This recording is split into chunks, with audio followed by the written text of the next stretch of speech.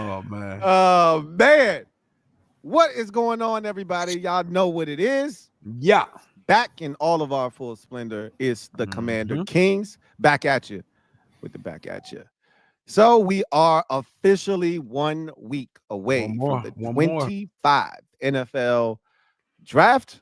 And I don't know, I can't speak for the whole panel. I let everybody speak for themselves, but it's starting to hit. Me and Rico was talking backstage, and it's starting to hit. Like, it's starting to feel like, oh my God, the draft is about to be here. Because it took a while for me to get into this draft space, but I'm here now. What about y'all? I'm obsessed. I'm locked in. I'm obsessed. I'm watching every mock draft. I'm watching channels I've never had interest in. I want to know what everybody has to say. I'm skipping to pick 29 on everybody's video, then taking it back to the beginning and watching up to the point that we picked. Man, I'm entrenched. We are 1 week away, and it finally feels real. Yes, I agree. That's literally me. That's literally me with any channel I'm not even subscribed to, never heard of. If you're talking about a full first round mock, don't let it be 3 rounds. Don't let me see what the Commanders might get in round 2 as well. You know what I'm saying? So I'm right with Rio. I've been every piece of content they've been getting me. Yep. Right, yeah. It's 1 week away, man. When you know the Top Golf Invitational is here, that's how you know it's real, man. That's the Top Golf Invitational. I like that, Ed. I like the new tradition. It's the new tradition around here, man. What they said, the Masters, a tradition unlike any other, right? That's the Top Golf for the Commanders every year. And that's a perfect segue, Ed, to the first topic of the night. We're going to get to the stadium talk because that was big news yesterday, and we're going to have a discussion about that. But the top 30 visits are completely done now. Every team has had their opportunity. That window is now closed. We've seen pretty much the entire list. For those of you who have not, I'm going to pull that list up, throw it on the screen for you. But we've seen the entire list for the most part of the top 30 visits. And I want to get you guys' reaction to it. What you guys make of the list. A lot of these guys were in attendance at Top Golf. Some met individually with the team. We've had private workouts as well. I'll throw that on the screen here in a bit. But on the screen, you see the top 30 visits for the Commanders. These are 22 names that you see in front of you. And there may have been 1 or 2 more that met with the team that is not listed here. But for the most part, this is the list. What do you make of the players that the Commanders have met with thus far? We'll start with you, Rio. What do you make of this list? What are some of the biggest takeaways for you when you look at what the team has done in this pre-draft process?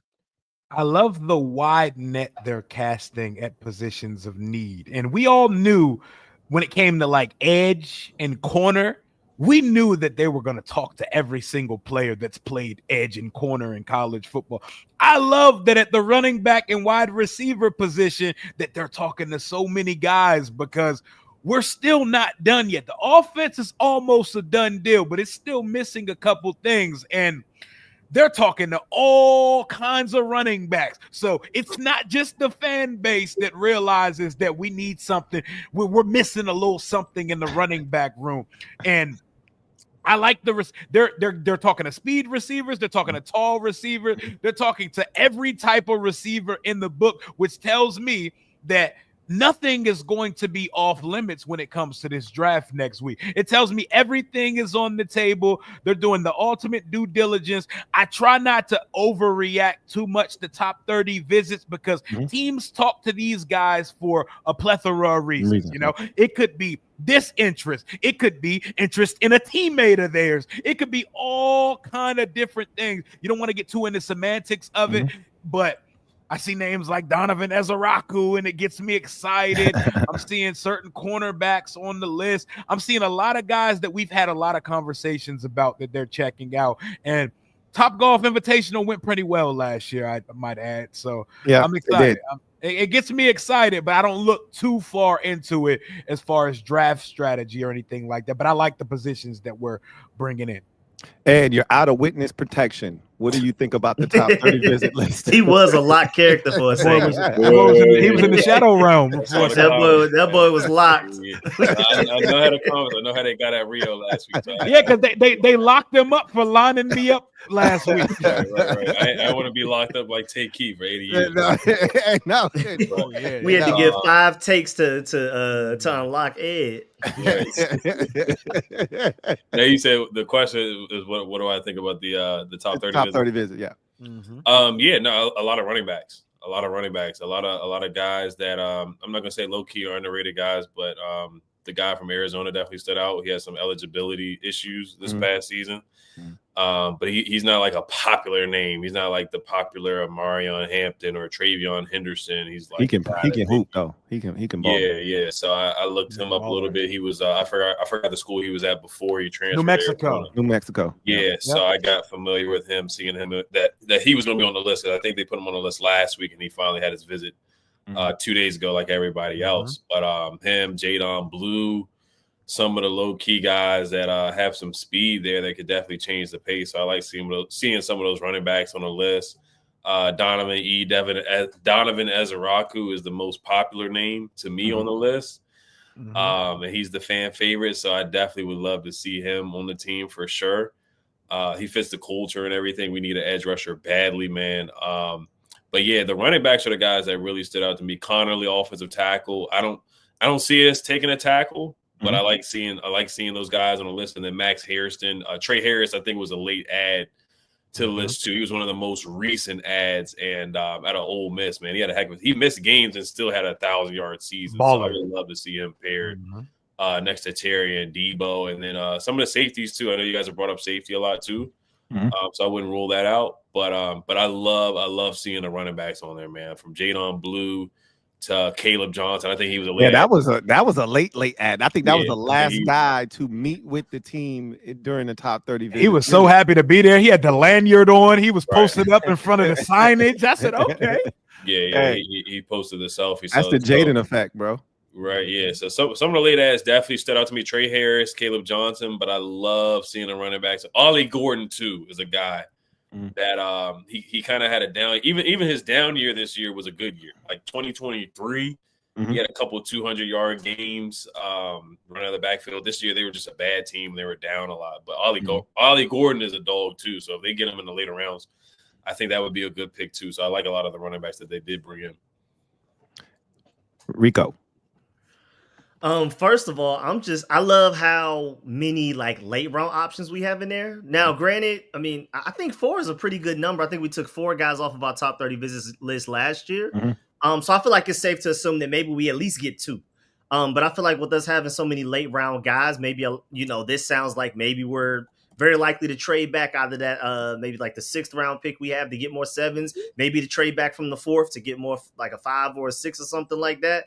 Because they're looking at a lot of later round guys. Potentially, these are just based off of big boards and projections that we're seeing around. But it seems like they may want to attack like day 3 pretty aggressively, where we may just, go ahead and do what we do with rounds 1 and 2. And then we get real aggressive as far as acquiring more picks on day 3. And speaking of, day 3 talent, I like the fact that like each position, it seems like, okay, if we don't get Donovan Ezeraku in the first round, maybe we get like a David Walker in like the 5th or the 6th round. They're looking at the options to kind of stack their board. We take edge here, then we can take running back later. We take running back first. Okay, we can get this edge rusher later. And that's what teams are supposed to do. But it's just refreshing to see that like they've set up their board in a way, okay, you don't get Donovan Ezeraku in the first round. Maybe you get Oluwafemi Oladejo in the 2nd round or David Walker in the 6th. They're ready to pivot. Yeah, they're ready to pivot.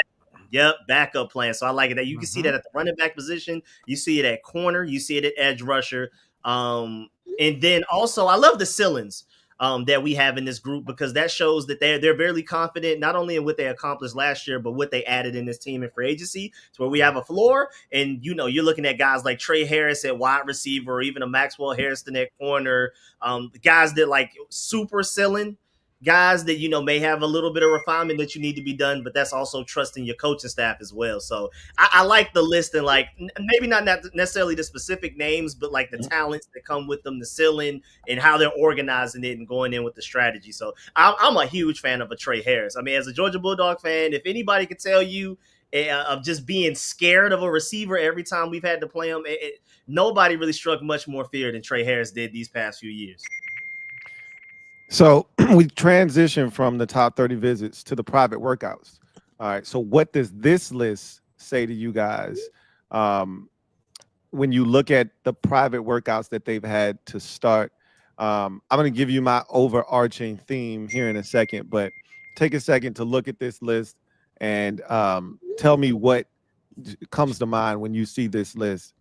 One of the things that I've said about the private workouts, and I think the private workouts are more indicative of like place kicker, right? That jumps off the screen at you, where you say, okay, they're bringing in some sort of competition. It may not be these two guys, right? Because we're not the only team in the league that needs a kicker. Obviously, New England needs a kicker. Indy just released their kicker. Tennessee needs a kicker. So there are other teams that also will be interested in adding a place kicker. So, you know, how desperate are you? Somebody may be willing to spend a 5th round pick for Ryan Fitzgerald or Andres Bergales, right? Yep. We may not be willing to do that. So I think they are willing to add a place kicker. But what really jumps out at me is speed. I think they are looking to get faster as a football team this year.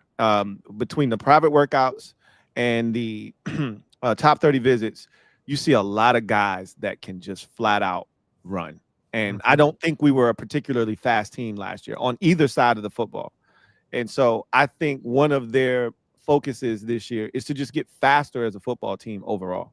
And I think you see that on this list and the list that we were just looking at with the top 30 visits. Anything stick out to you on this list with the private workouts?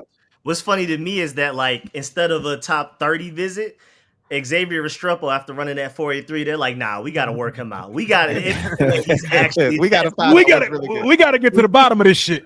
Yeah, we got to test this with our own, stopwatches.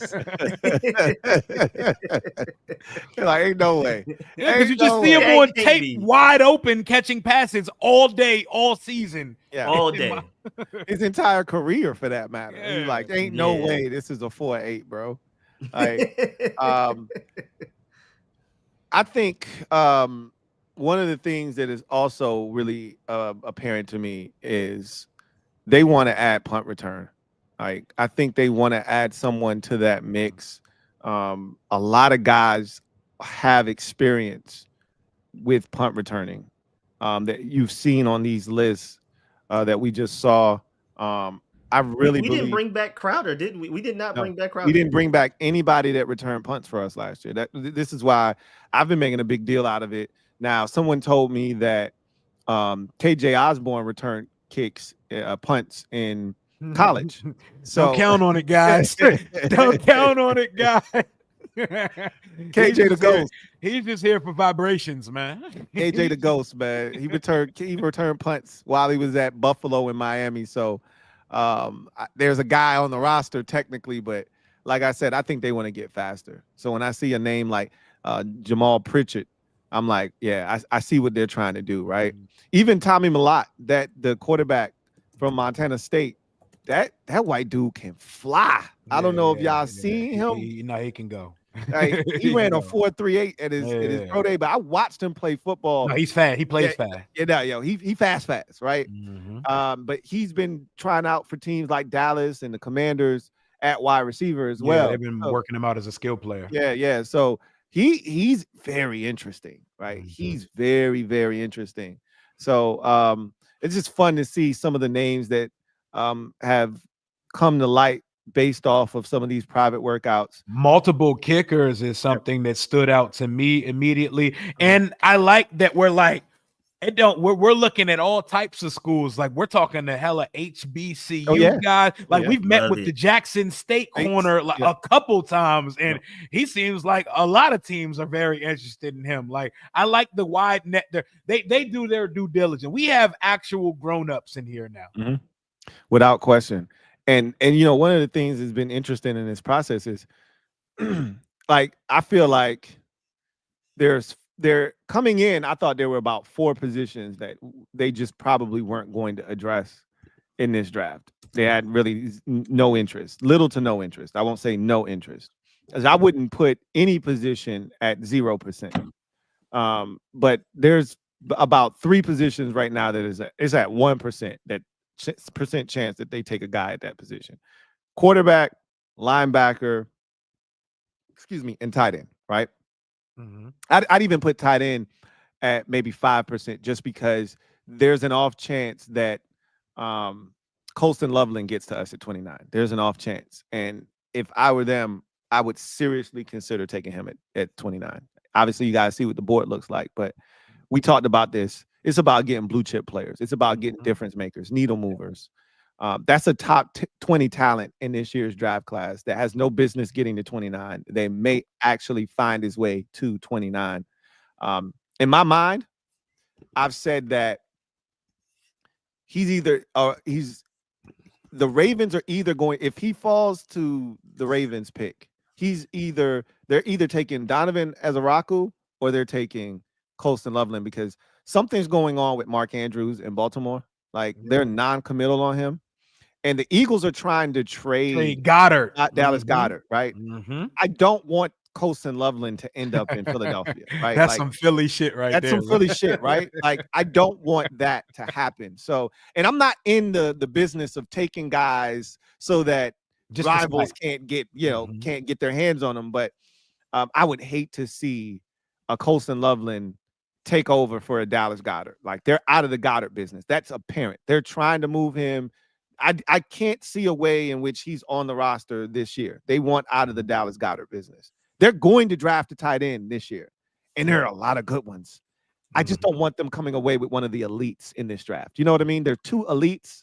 They can't get one of them, right? Mm-hmm. So it'll be interesting to see what happens. But I only bring that up because I thought safety was a part of that list when this process started. Like, they're not going to do anything at safety, right? Yeah. They brought in Will Harris to replace Jeremy Chin. They still got Quan Martin. They still have Jeremy Reeves. They still got Tyler Owens from last year, and they still have Percy Butler. So I'm like, they're not doing anything. But they've been sniffing around the safety position. Like, you notice they ain't had a private work, and this doesn't mean anything, but they ain't had a private workout or a top 30 visit with a linebacker. Like, they have Oluwafemi Oladijo listed as a linebacker. They haven't listed as a linebacker on the list, but he's an edge. That's everybody knows he's an edge. He's not a linebacker, right? So they haven't talked to one linebacker. They haven't talked the one quarterback they talked to in Tommy Millott. That's a skill position player. They're working him out as a receiver / running back, right? So they haven't talked to one quarterback. They haven't talked to one linebacker. You haven't seen one linebacker on the list. You haven't seen any tight ends on the list, right? Because they're not going to, I don't think they're going to draft those positions. I thought safety was a part of that group. Man, they've been sniffing around safeties a ton this process. Anything stick out to you with what they've done prior to this draft? Anything stick out? I also want to add to Rio's point too about how they're checking every corner. I remember Ken Johannesson tweeted back on April 9th that they met with the player at the Patty Gum All-Star Bowl game. I've never heard of that. And I don't know what the hell that is. Nobody knows what it is. You saying that is the first time I've ever heard that in my life. What in the YMCA league is this, bro? His name is Kobe Calvin, a cornerback out of Texas, Permain Bassin. Never heard of either. The bowl, the college, what the hell is that? Bishop Sycamore at school. What is that? Wait, say that school again. What is that? Texas Permian Bassin. That sounds like a high school. Yeah, that sounds like Permian Friday Night Lights, the Permian Panthers. Wait a minute. They looking at high school players now? In Odessa? Man, they are checking every corner, every crevice. I mean, even the International Pathway Player Program guy that, like, every NFL team doesn't do it. Like, it's not a requirement, but we're just, if there's an extra slot we can get on this roster, we're going to use it. And so they're looking any and everywhere for talent, man. Yeah.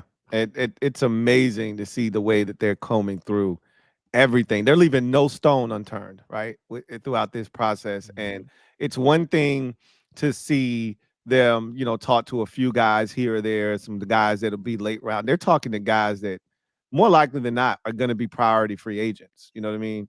And it's amazing to see all of that kind of transpire. Anything stick out to you, Ed? Yeah, no, I mean, you guys covered a lot. I would definitely say the kicker and punt returner thing is standing out for sure. As far as the kicker, Yeah. You guys know my stance on. I was about to ask you. You still stay steadfast on not wanting to draft right, one?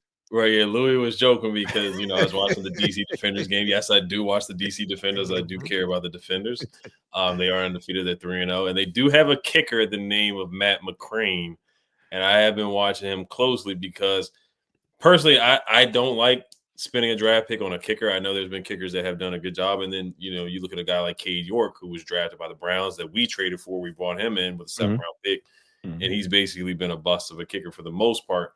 So I'd rather not spend a draft pick, even if it is a 7th round pick. I just feel like there's other needs, even if it's just a 7th round pick, like we typically just draft a late round edge, like a Javonte John Baptiste or a Shaka Tony, whoever.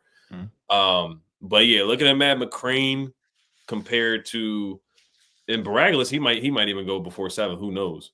Or the other kicker might go before 7. But my point is, the kicker from the Defenders has played pretty well. Now I was off him because he missed that 27-yarder. It was like, I'm off, man. 27, 25. I was like, no, I'm done. So had you seeing war flashbacks of that cybered extra point.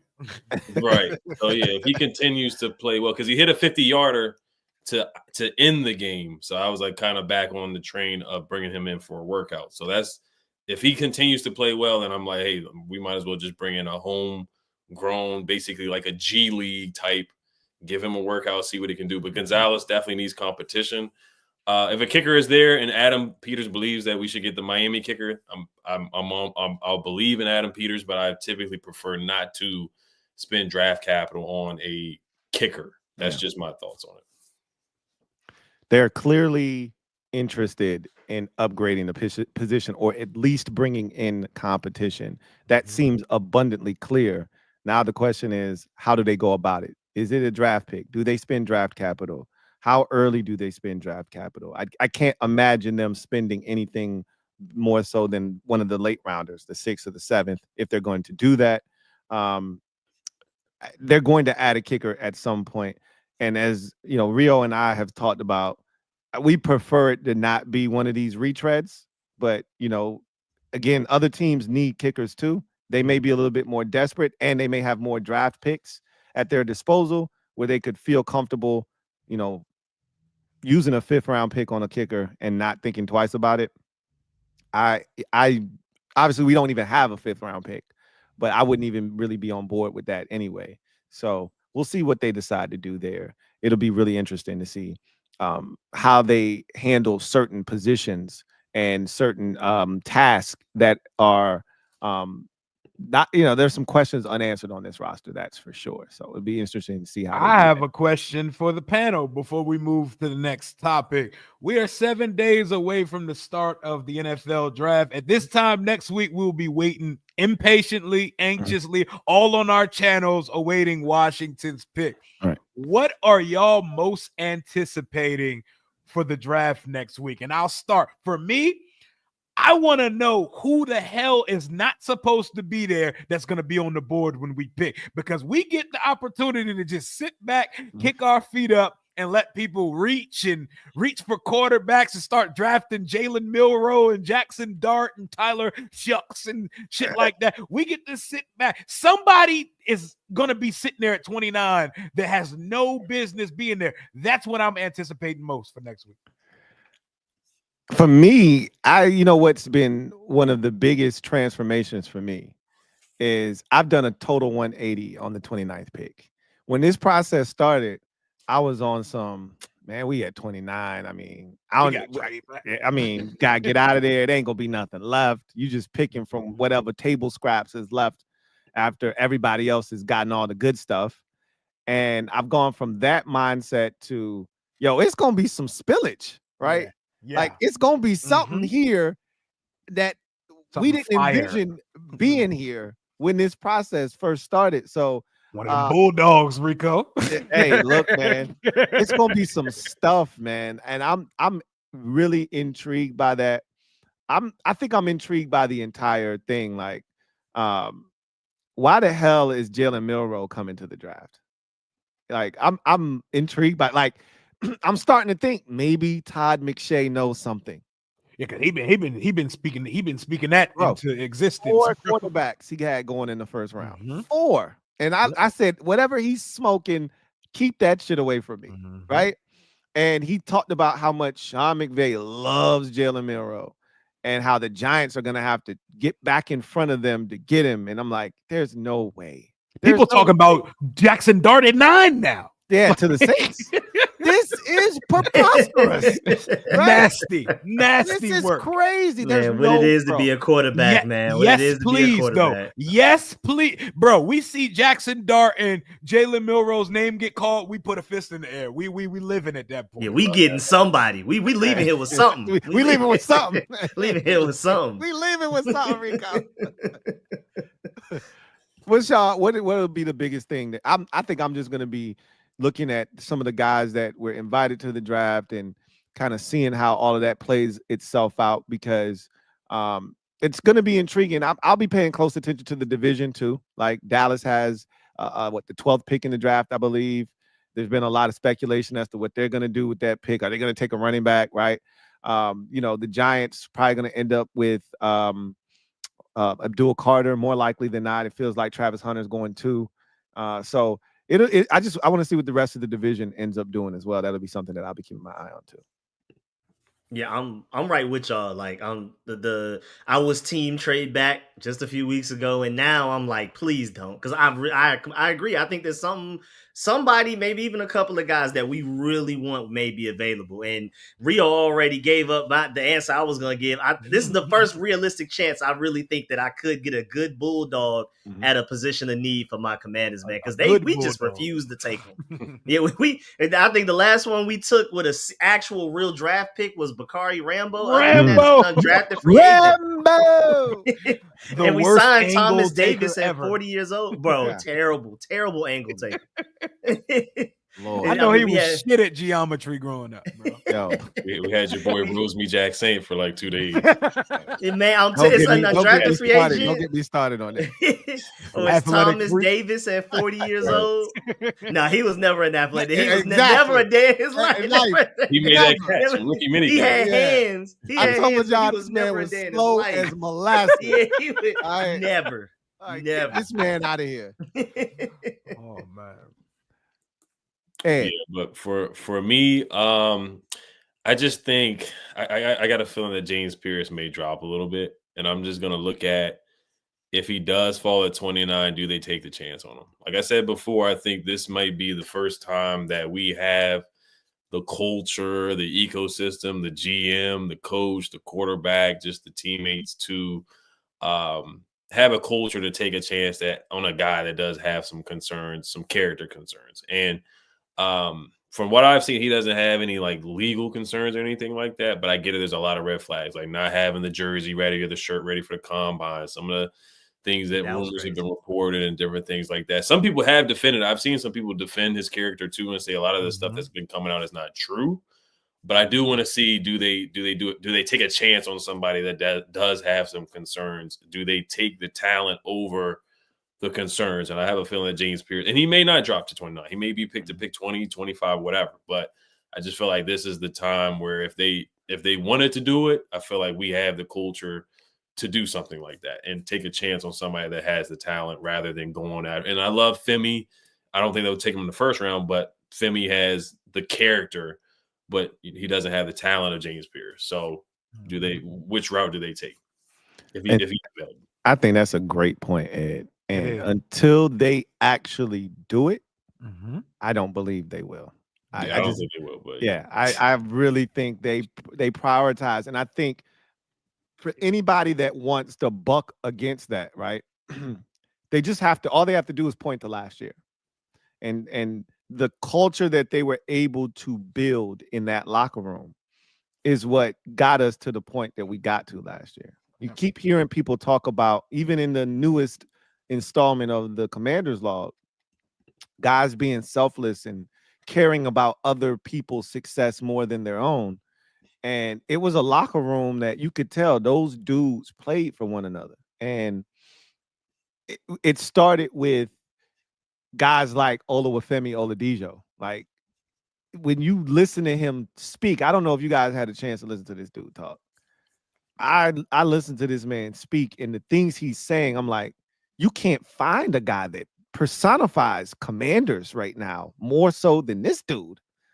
And I'm almost convinced we're drafting this man. If he's there, because I think he's a 4th round pick. If he's Oluwafemi Oladipo. 4th, they talking like he not getting out the 2nd.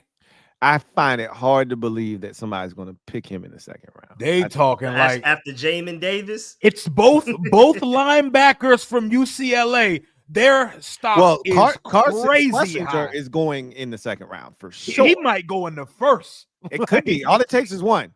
And they're saying Oladipo may not get to the. He might not get to the 3rd. I ain't buying that. He looks like Jamin Davis. Like the same trajectory, same traits. You're not wrong about the trajectory part. Like, I think he's flying up people's boards, but I can't see with all these edge rushers in this year's draft.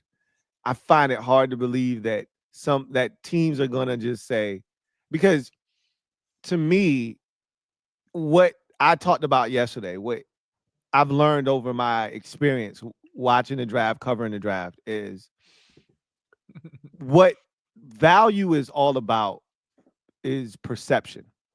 Yeah. Value equals perception. Like, you could take a 5th round talent in the 2nd round. Who cares, right?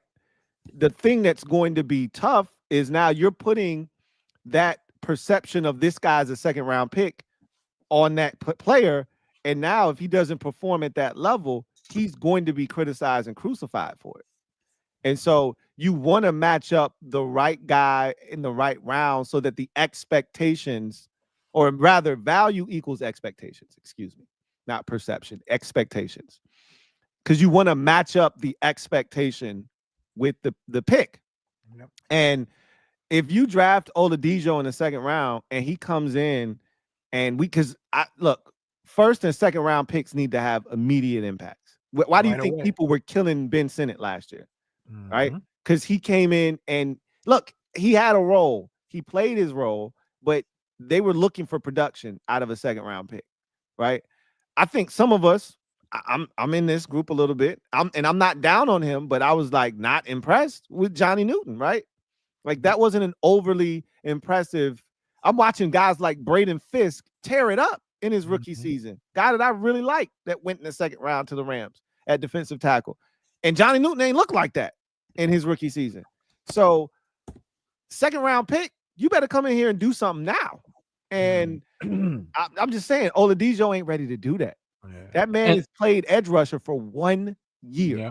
He's still raw. He's still wet behind That's the ears. That's a 4th round pick, man. That's and a 3 pick. We only have my only pushback to the culture and not taking character concern guys is that last year we had the luxury. We had 5 day 2 picks. We had the luxury to bring in a bunch of culture setters and stuff like that. Mm-hmm. If we stick with 5 picks, we don't got time to be making picks to be good high five men on the team. Like, we gotta get 3 contributors if we only picking 5 times. Say we trade back and we pick up another one, then that's 6 picks. We're at the point of our roster building that we need quality over quantity. So we like a player like Pierce, as long as they've done their homework and they come to the conclusion, okay, he mailed it in a little bit, knowing he was going to be a 1st round pick going to the league. And it's not like his football question that's compromised or anything internally that's too crazy, because they talk about him, but they talk in circles around what the actual issue is. So you don't really know. Like, I've heard similar things about Luther Burden. Luther Burden don't strike me as someone who don't love football. You know who starts to not love football? When you're catching passes from an ass quarterback in college. You know what I'm saying? Mm-hmm. Situation, the college you play for, stuff like that. Not everybody responds the same way. So before we kill some of these guys, I would like the team to have gotten to the bottom of what's the issue. And if they've interviewed some of these guys, been able to pinpoint it.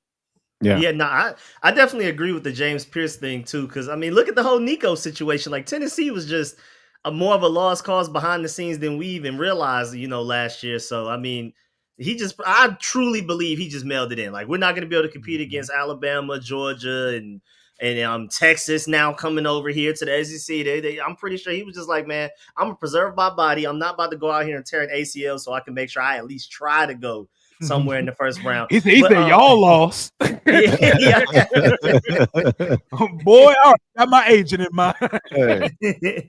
But another observation that I had that I'm really excited about is the fact that, I mean, we only have 1 year of sample size to know how this team drafts yet. We've seen 2 off seasons, technically free agency periods, kind of. We still have somewhat that'll happen after the draft, but we only have 1 draft sample size. And even then, you kind of got to throw that one out the window where it's like, that was a 4-win team coming into that draft.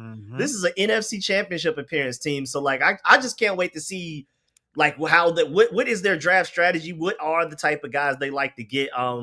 Because we just got to stack drafts to see, okay, like in future drafts, okay, they've done this in previous drafts. We can predict that they'll go after this guy. Right now, we have no idea. It's completely up in the air, which makes it more exciting. But, you know, I mean, with us being draft guys like we are, I would like to be able to guess right. You know what I'm saying? I would like to at least get somewhere in the ballpark. I struggle to even put together a top 5 of who we might get at 29. It's no idea.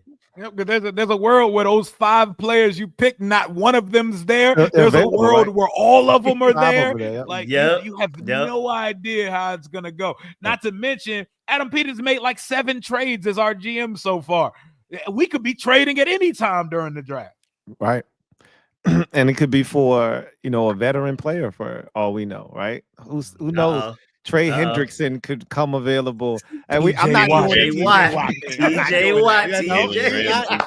TJ Watt. Hey, look, I'm not even gonna do the TJ Watt thing because ain't no way. Like somebody kept, you know, was spamming one of my chats with like TJ Watt. We're the number 1 favorite, right? The overall favorite to get TJ Watt. I'm like, just a month ago, we were the number 1 favorite to get who?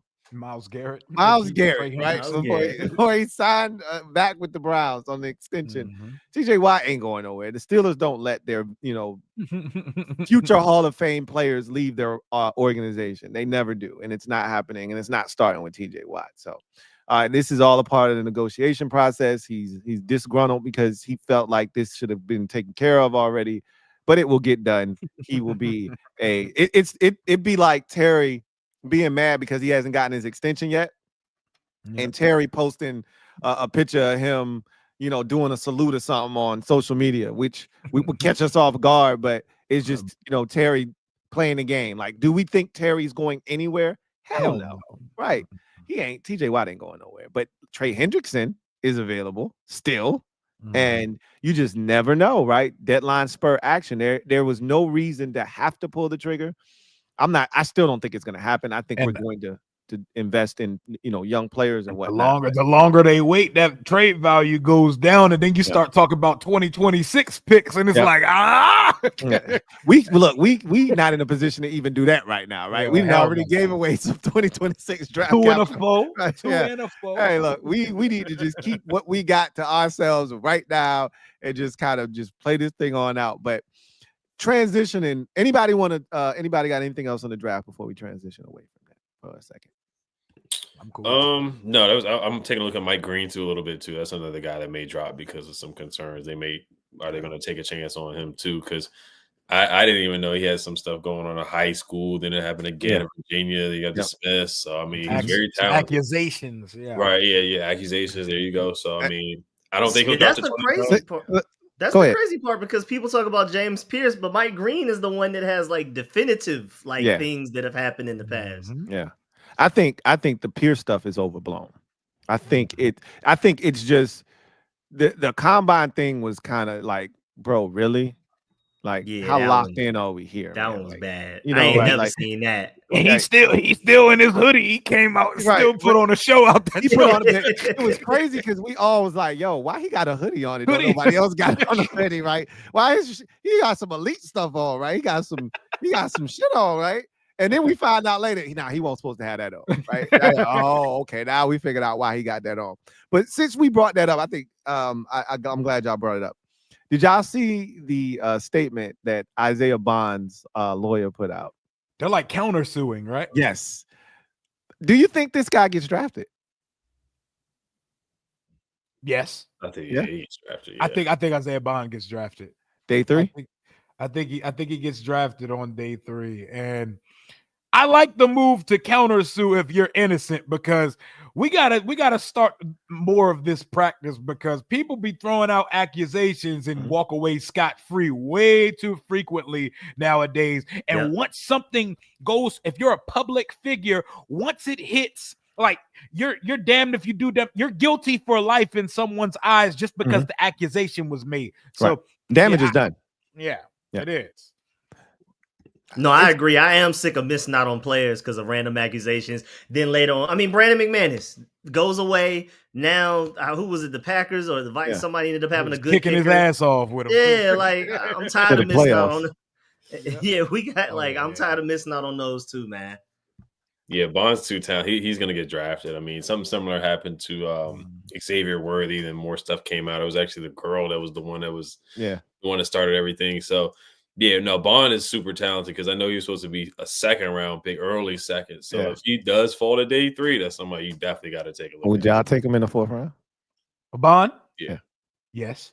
I'll take him. Yeah. If there's enough that we feel like this is going to be one of those cases that gets thrown away, because this is the new slip and fall at Walmart or slip and fall at McDonald's. There are real victims. My back. There are real victims, and I'm not taking anything from real victims, but it's the ones who make up stuff that ruin it for the real victim. This is the new slip and fall.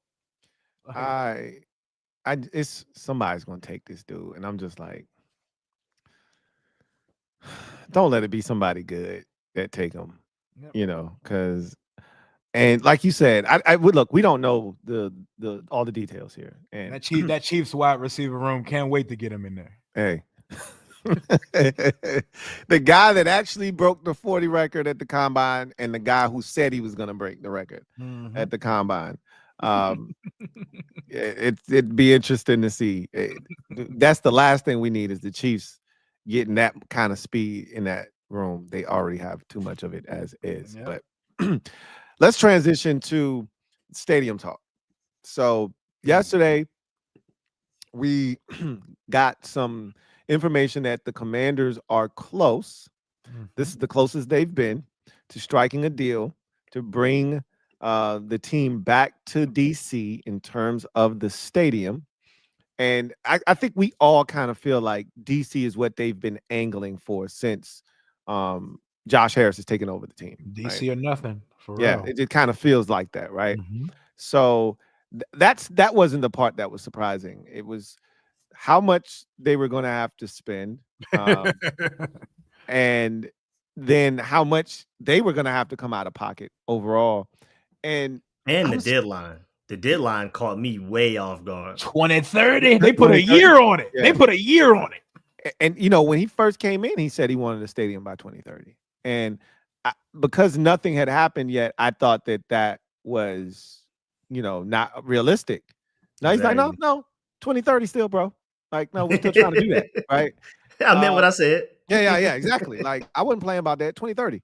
And so I'm fascinated by this. I want you guys' thoughts first, and then I'll see if you guys bring up some of the things that I, you know, was thinking about when I first heard about all of this, and then, you know, kind of walk me through your thoughts about this whole thing. I mean, because we've talked about this on this program multiple times about how amped we would be for a new stadium. We can't wait for a new stadium. What were you guys' reaction to the news that came out about the stadium and potentially getting it in DC, $3 billion, etc.?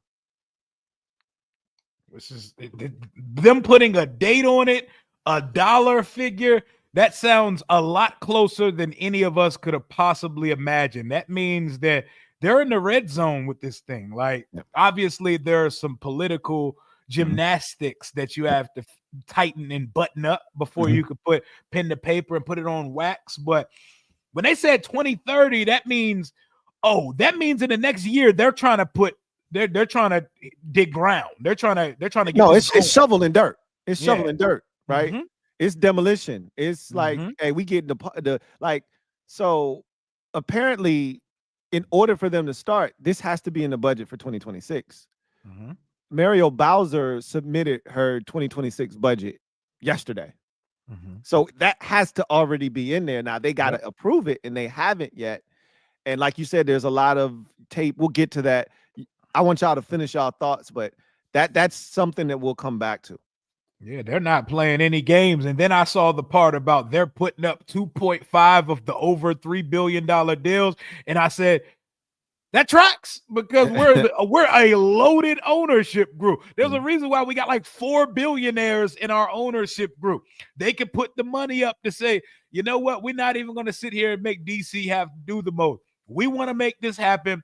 We had a game plan when we bought this football team, and our game plan was to bring this team back to the site where all the glory commenced. So Josh Harris, I wasn't familiar with your game. You haven't done nothing, but I haven't seen you in adversity yet. I haven't seen you through adversity yet, but so far everything has been not as advertised, because Philly fans, they were like, oh, y'all ain't never gonna get no DC stadium because he can't get our arena. Oh, he can't build a winner around Joel Embiid. Hey, man, that boy Josh done struck gold finding this organization. I like to apologize. I wasn't familiar with your game. Wasn't. That's amazing. I mean, even just to be able to build this budget while also still focusing on making like the current FedEx Field better, you know, improving the facilities in Ashburn, and even the training camp environments improved, getting that extra field finally going after it was useless for so many years under Dan Snyder. Like, it just feels like they just keep all of their promises. He says he's going to do it. He's going to do it. Now, I'm really hoping that, you know, of course, I would like for it to be a dome so that we can host a lot of events. I'm also hoping that they do. Oh, it's going to be a dome. Oh, it's $1 billion. 1,000%. Yeah. You spending that kind of money? We getting Olympics, World Cup, all that shit. Like everything. Super Bowl, please. You know what I'm saying? And I'm also hoping they do like the little mini city idea, like kind of how they took the Braves from Mechanicsville and they took it up to Cobb County and built that little mini city around the new Braves stadium. It sounds like they may want to try to do that as well. So like it's like a full family event. Like, you know, dad can go up there and watch the game, and then the kids and everybody else could be doing something else, movie theater, whatever, shopping. And so I'm hoping that they can make that somehow come true. I'm really excited, man. I'm a render guy. As soon as we get them renders, I'm on it. When them rendering, bro, I'm hosting that shit like a movie theater premiere on the channel, bro. I don't even want to watch it till there's an audience watching with me. Pausing every 3 seconds. Did you see that? Is that you see that? We deep dive in that joint like, oh my God, that's gonna be a day, man. That's gonna be a day. Cannot wait. Yeah, no, this is the most progress we've gotten. I mean, you got a new owner, you have a likable owner, you have a likable team, you have a winner, you have a quarterback. So the foundation's in place. Mayor Bowser wants to get this done, so it's going to get done. They have a date now, 2030. So there's a lot of good things coming with it. Of course, you have your people who are going to complain about parking and traffic, and I've even seen some people complain about tailgating. There's not enough space. Man, it ain't the time for that, man. Yeah, I've seen a lot of that, but it's going to be in DC where RFK was at, and that's great. You know, I didn't mind it being in PG County, being in Maryland, but I know people wanted to be in the heart of DC and just kind of had that nostalgic feeling of being an RFK. Yes, it definitely will be a dome. It needs to be a dome. Seeing some of the drawings, some of the models that fans have made or some people have made. I even remember the whole moat thing around the stadium. Yeah. I mean, that would be insane. How they got that money happen. Left over. That's money that left would over. be pretty cool. They did something like that. It would be interesting. A damn moat. Right. That's money just left over. You just trying to spend it. But no, right. But no, it's in due time, man. We deserve it. I think they just honestly, I just think a lot of the winning last year changed it, and then just a new owner. They didn't want it to happen under Dan Snyder, clearly. And then once we got Josh Harris in there, respectable owner, and now we have a likable, lovable team that's going to get a lot of national media attention. So it's about time, 2030. So we'll see. 5 years from now, I think they get it done. As far as like the neighborhood and stuff, attractions around it, I was there not too long ago, so it's going to be kind of difficult to do that, but we'll see what happens with that and whatnot. But no, it's about time. It's about time. Most they're gonna get is some bars and something like the bullpen at Nats Park. That's the most that's gonna happen because they got the room for a Superdome. That's it. Yeah. And what is it? 180 acres? Yeah, something like that.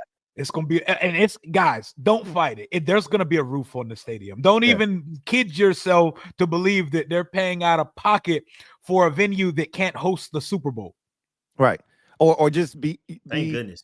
accessible all year round. You got to make your money back, right? You got to be able to host the Final Four. You got to be able to host the World Cup. They're trying to have, right. They want to have WrestleMania there, right? Like they want to do events and do it big. And they want in order to do that, they want the Olympics. They want all that. Yeah. They want all that stuff. It's the nation's capital. It gotta be a dome. Yeah. And it will be. That's a good point.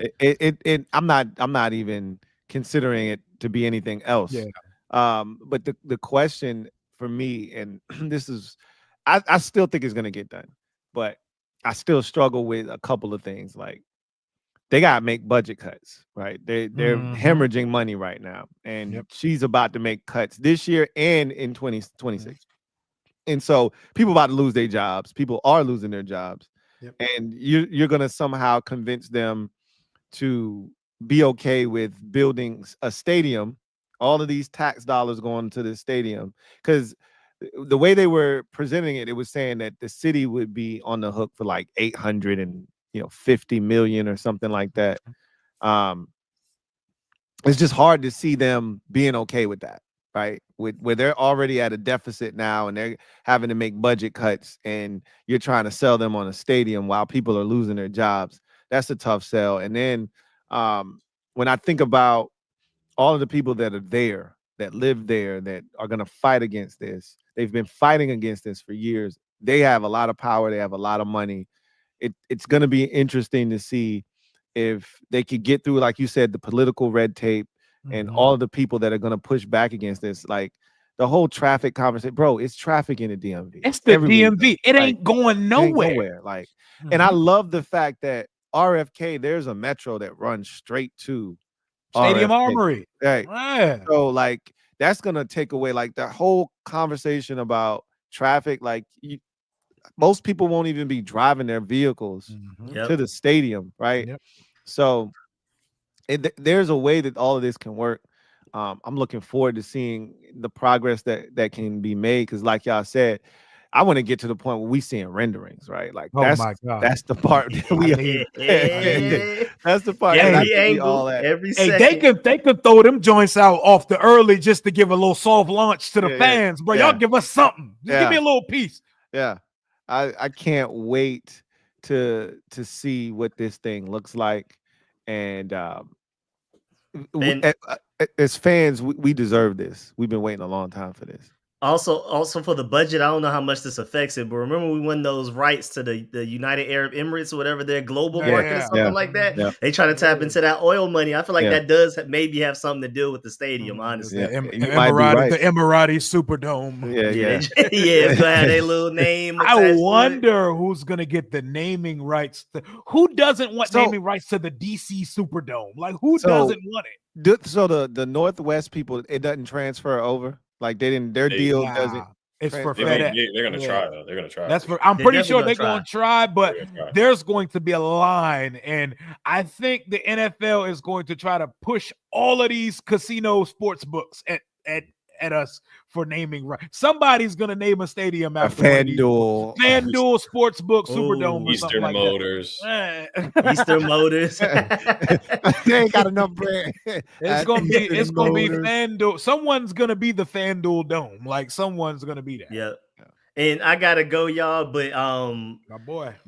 I really because this was the perfect timing of Dan Snyder gone, and then we have Jaden Daniels to be the face for us to be just extremely marketable. Like the timing couldn't have been any better. We couldn't have expedited this process any quicker ever since Dan Snyder had to sell the team. So I'm really excited. To y'all point, there's going to be people bidding over who wants to win the rights. We're not over here begging other people for change to try to see what we can do. They're going to try to be a part of what we got going on. Absolutely, man. Hey, we appreciate you kicking it with us and giving us the time you had, Rico, man. And we'll definitely, yes, sir. Say yes, sir. Tuesday. Yes, Tuesday. It will be the mock draft special. Yes, sir. Yes, sir. King. So we will see y'all live for that. I'll be back home and everything. I love it, man. Right in it. Let's get it. You know what it is. So continue to enjoy yourself, man, and we appreciate you for the time. Take care. Yes, sir. Catch y'all. All right. Yo, the video of the first rendering for the new stadium could go down as like one of the most epic videos like we've ever seen as a fan base. Oh my God. I mean, our stadium sucks, bro. Somebody, so like I'm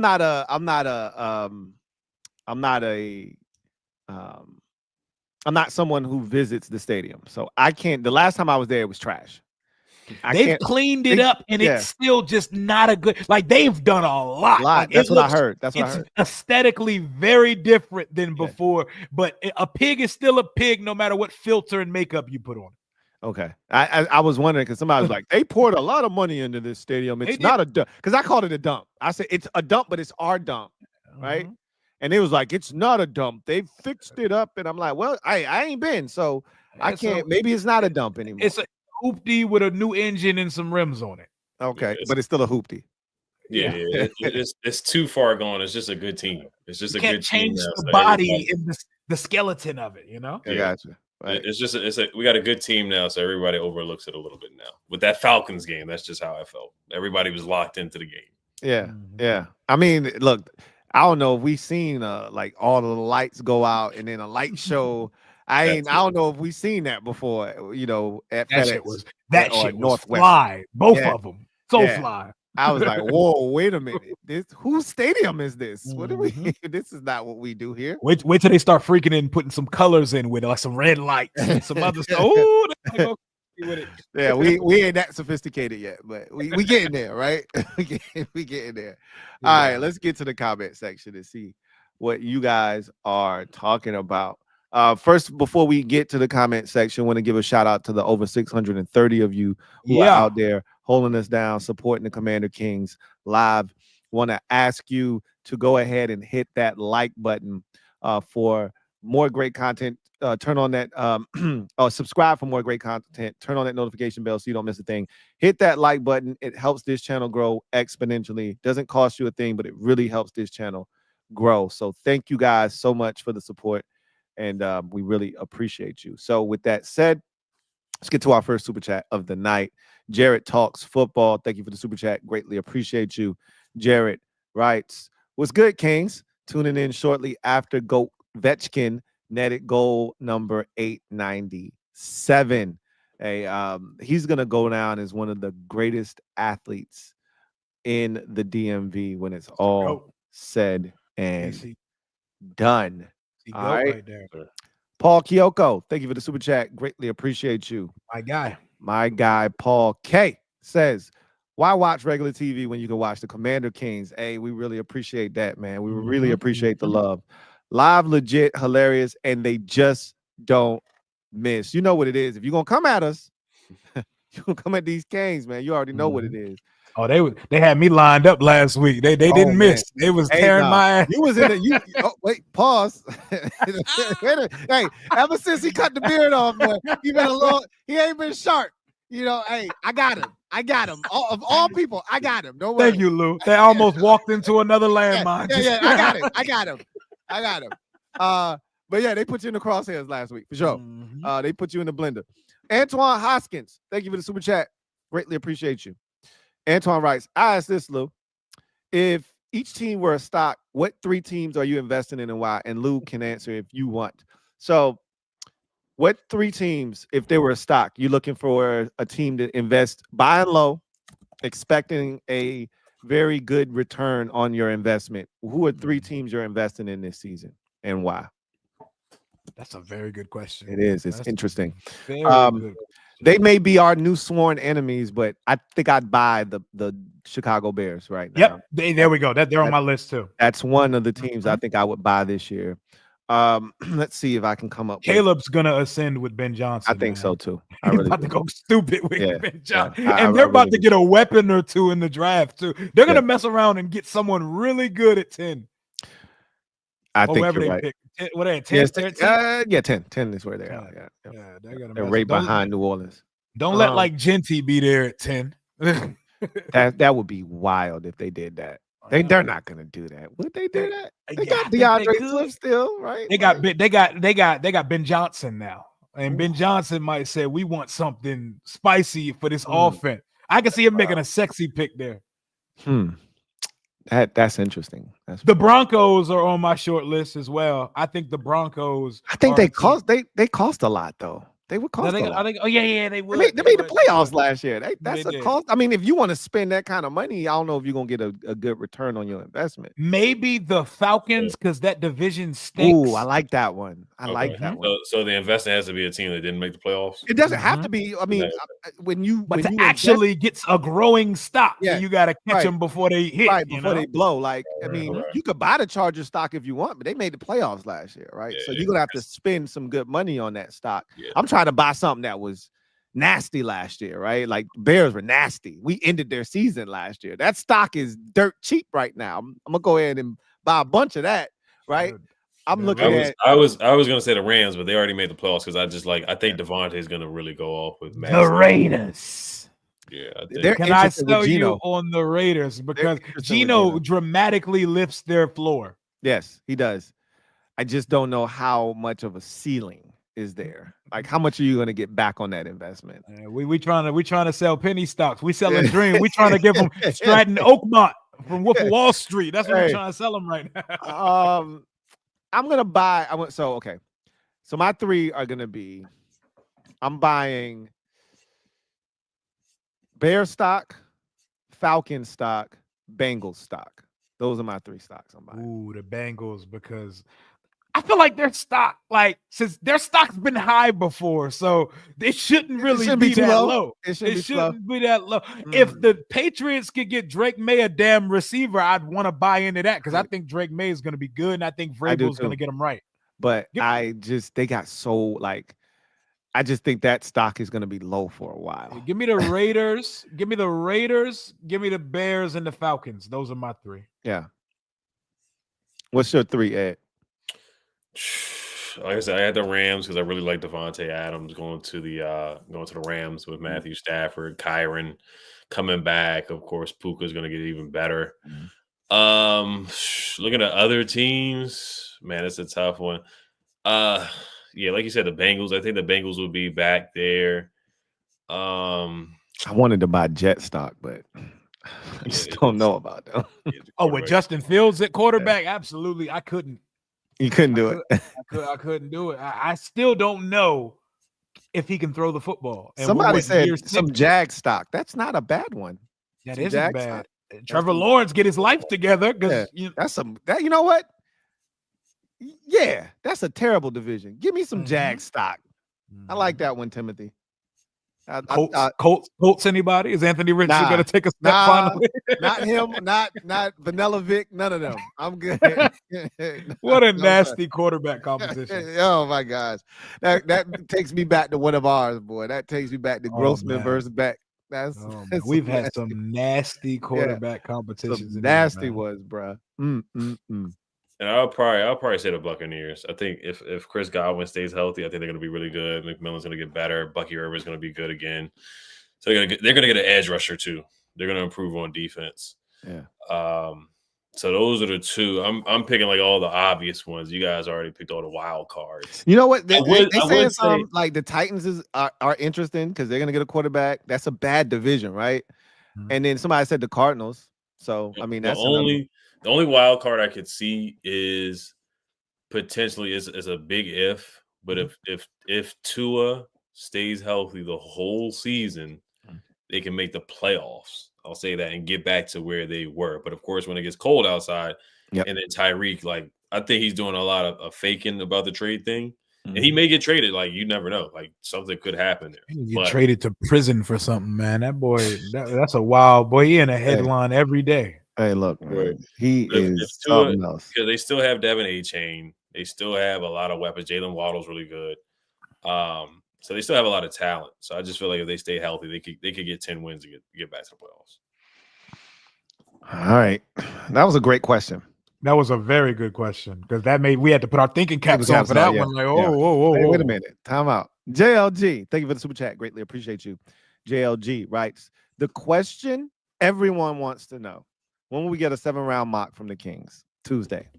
Yes, sir. Tuesday. We getting active on Tuesday. Yeah, we're gonna load it up, man. We're gonna load it up and we're gonna fire on Tuesday. And again, I don't think we're gonna miss. So we're gonna see. We're gonna see what we got. It'll be the most accurate Commanders mock you've seen, and we gotta come to a consensus. Maybe I'll put like a little timer on each pick, and you know what I'm saying. We gotta come to us four. We gotta come to a consensus based on everything. That should be a good little exercise. It's gonna be fun for sure. Davon Cash, thank you for the super chat. Greatly appreciate you. My guy Davon writes, "What's good, Kings? What up, Davon?" Says, "Not much to say this week. I'm excited to see the draft. In Peter and them, I trust. God feel good. Not go the what other team? Wait, what? You lost me on there at the end. There's always that one that has something hard to read. Yeah, I'm gonna just say, hey, thank you for the super chat, man. Really appreciate you. AP and them will get us right. Oh yeah, for sure. And we trust in AP, like you said. Metaphor, thank you for the super chat. Greatly appreciate you. My guy Meta writes, for sure, Harbaugh takes a kicker in the 6 with the Tucker issues. That's another team that needs a kicker, bro. Did y'all see that post where it was like the statue version or like the Barbie of all the NFL teams? And they had the Justin Tucker Barbie, and it was like Justin Toucher. Like, no, I didn't see that. No, I didn't see that. Oh man, he's cooked, isn't he? Yeah. And you know, he might have been able to survive had he just been coming off of a typical Justin Tucker season, but he wasn't good last year. So it made it easy for them to be like, yeah, we got to bounce. And he can't even refute it. He has like a whole reputation in the massage scene. Like they talk about this guy like he is legendary for his transgressions out there in them streets, bro. That boy infamous. For sure. Like that man banned from like 5 different parlors, bro. Like it's crazy. No, yeah. Up here in Baltimore, he's always on the Royal Farms because Royal Farms is like a Wawa. Like he's got a bunch of I haven't seen that one Royal Farms Justin Tucker commercial since. Zero. Yikes. That boy was 0. But yeah, back to the kicker thing. Check out. Let's see what DC defenders Matt McCrane does this weekend. Let's see if they can go 4-0. Christian Sordo, thank you for the super chat. Greatly appreciate you. Dream scenario: trade back to 35 and still getting Ezaraku. I don't know if I just look at the Eagles and I'm like, I'm about to say he's not getting past Philly. Yeah, I'm like, I just don't see how something like that gets past the Eagles at 32. And so I don't even like Ezaraku getting out of the first because he's like possibly the most refined pass rusher in the class. Yeah. I think someone's going to take him before 35. I think if you trade back to 35, if you can if you could just trade back, it doesn't matter where, 33, 34, 35, 36, 37, whatever that looks like. That feels like a running back at that point. You know, that feels like Travion Henderson. Like I didn't want to take him at 29, but I'm more than happy to take him at 33 or 34 or 35. You know what I'm saying? That's what that feels like to me. One thing that was very interesting when Adam Peters spoke, he said one of the things that you consider when you trade back is how many players do I like and how far are you asking me to go back, right? So he's like, if we're sitting here and I have a trade to move back 6 spots, but I only like 2 players, I'm not going to move back more likely than not. It's just too risky. Whereas if I like 5 dudes right here and you ask me to move back 6 spots, more likely than not, one of them 5 dudes is going to be there. So it'll be interesting to see how all of that stuff plays out. And if we can get out of 29, I still don't think we're going to be able to get out of 29. And I know some of us are like at the point where, hey, don't move. Don't go nowhere. Right? Like, I think Rio is spot on. And I think that's more of the thought process right now is in a draft where a lot of people feel like a lot of the stuff looks the same. Why would you want to pick up more picks instead of going quality over quantity, right? You want the blue chipper. You want the guy that's an instant difference maker. Yep. So why trade back, pass up on an opportunity to potentially get one of those players to get a couple more cogs in the machine, if that makes sense. Greg, thank you for the super chat. Greatly appreciate you. Greg writes, I'm with you, Ed. They was talking about it on the Trap and Dive pod. I'd rather take a risk drafting Pierce than drafting no production Stewart. It's shout out to Maul and them too. They had McShay on today. Yeah. And look, it's gonna be really interesting to see where their head is, because until they do it, we can sit here and talk about all, like we just talked about Isaiah Bond. Does anybody think we would be the team to take a risk on Isaiah Bond? No. I mean, I can't speak for anybody. I don't think we would be the team. Probably not. So would I love to be the team? Sure. Right. Again, we don't know the facts, but I just don't think that's the program that they've established. I just don't think in year 2, maybe year 5, they'll be more willing to do something like that. Yeah, they might not be ready to go to that podium and do damage control on that post-draft presser. Not just yet. Not yet. Do it for James Pierce, but guys with accusations tagged to them, they might not want to do that right now. Nah. So, and again, Pierce might not be as bad. You know what I'm saying? I think you would have more explaining to do if you draft Green, right? Yeah. Green or Bond. Right. Those two seem a little bit sketchy. I think Pierce might not be as bad, but I'm with you. I don't want any parts of Stewart. Yeah, I think like I said, I think we finally have the ecosystem to take a risk. But like you guys said, if it's like a assault charge or allegation, then it's definitely more risky. We do have the PR team to do a better job rather than just throwing out Doug Williams out there when we got Reuben Foster a couple years ago. So we have the better guys to talk about it, speak to it. Reuben a good kid, man. Reuben, he a good kid. That's all they ever did was they had an issue, they had something they did. Just throw Doug out there, right? Just throw Doug out there and everything will be okay. Doug and Malcolm Blacken, talk to these people, man. Hey, get him right, man. He's a good kid. Like man, I talked to him. I talked to his family, man. Reuben a good kid, man. Hey, how can you be mad at Doug, man? You can't ever be mad at Doug. Right. Shout out to Doug. Shout out to Doug. Phone off. They told him to turn his phone off during trade. Yeah, so the Alex Smith trade, turn your phone off. Like that was some sort of flex or something. Like, come on, man. Shop with Charles. Thank you for the super chat. Greatly appreciate you. Shop with Charles writes, what up, Kangs? What up, Charles? What up? Let's take a moment to stop and appreciate our new life. Winning team and future new stadium. Life is good, man.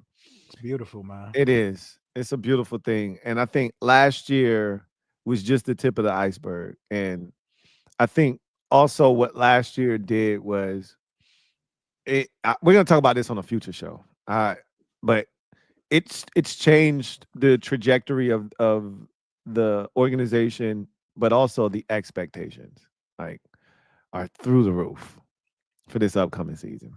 Yep. And the draft is gonna be like the exclamation point on this. Whatever they do, right, is gonna set the stage for what a lot of us envision being a big time, season. So, it's a good life. This is what you want as a fan. This is what we wanted. This is what we asked for. Now we're getting it. It feels good, to be honest. It feels very good. Like, you got to remind yourself, bro, we came up on Debo and Laramie Tunsil this offseason. Like, we have been making nonstop waves since these boys got in this building. It was funny. Rio sent the text in our group chat, and he was like, yo, we really traded for Laramie Tunsil out of nowhere. All right, like I said that today. Yeah, that's what I said. You literally texted in our group text today, like we traded for him out of nowhere, and not a soul had anything on. No one even knew Laramie Tunsil was available. Bro, this is crazy. Like, and some people may complain we don't have this pick, we don't have that pick. You weren't finding a Laramie Tunsil in the 3rd round. Hell no. You're not finding Debo Samuel in the 5th round. Like, I'm okay. Right, we'll be okay. We'll survive not having a 3rd or a 5th round pick because of those guys. Facts. So, Paul Kyoko, thank you for the super chat. Greatly appreciate you. Double up. Thank you for doubling up. Who writes? Josh Harris is like, I'm not telling all the plans, but I ain't playing games either. Hashtag RFK 2.0. You ain't lying. Like he's been like really since he's taken over, this entire organization has been buttoned up. Like to Rio's point just now, we didn't know that trade was taking place. It's funny because there have been signings, free agent signings, that we didn't know about until the dude literally got to the podium and started talking to the media. Right. You know what I'm saying? Like, that's the type of level of secrecy we dealing with right now. And so it's a beautiful thing, man. And Harris, all the business deals, everything that's going on, you know, all the back channel deals, is, you know, that they've been working on to get this stadium situation in place. He's done a masterful job, and he may act aloof and goofy, you know, when you see him in public, but Josh Harris is about that life, man. He's a he about his business, man. Yeah, that preseason interview will always go down in history. Man, that is a all-time classic, bro. That is a classic. Yo, I love that dude, man. It's crazy. Even in the fumbled handshake, he showed more personality than our last owner ever gave to us here, bro. The way he played that off, he had to know that was awkward, and he ain't even flinch, bro. I mean, and he was tipsy too, so and he probably wasn't even paying attention to the fact that he be drinking the good shit. Oh yeah, no, he be getting it in, bro. Like them preseason games, he be turning up, bro. He be turning up at them preseason games. T-Roy, thank you for the super chat. Greatly appreciate you. Who writes, 1 week from now, and the 29th pick of the 2025 NFL draft is each of y'all, please. Wow. I'm gonna go with the fan pick and the consensus with Donovan Ezeraku, but we know that never, whatever the consensus pick, but it's a new regime now. Yeah. Typically, it doesn't go that way. Typically, it's something different than that.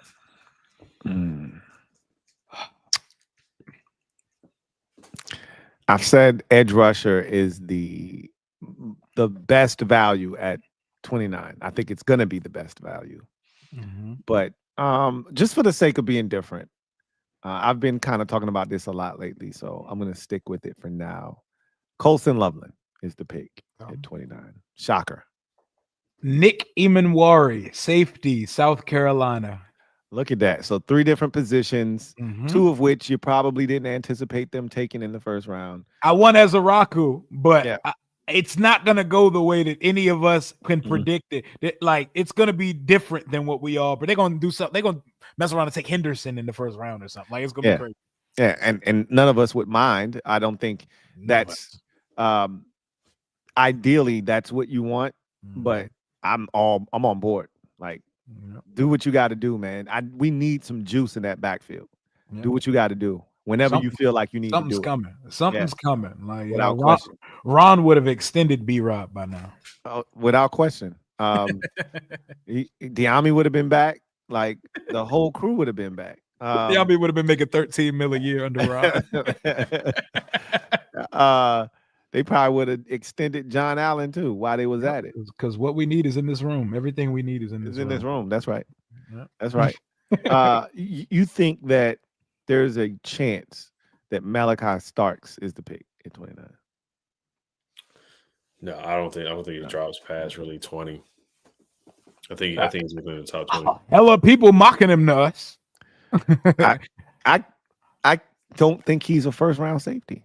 That's crazy. Ooh. And, you know, people are starting to come around and people are starting to say that. Like, they're like, Emanwari has gifts and you're betting on the upside type of thing. Kind of like, but he's actually produced some in college, not like Shamar Stewart, but like Starks. They're like, where do we play him? And is he as good as, like, he's a good leader. He's a culture setter for your defense. But like, there's been a lot of skepticism as we've drawn closer to the draft about Malachi Starks.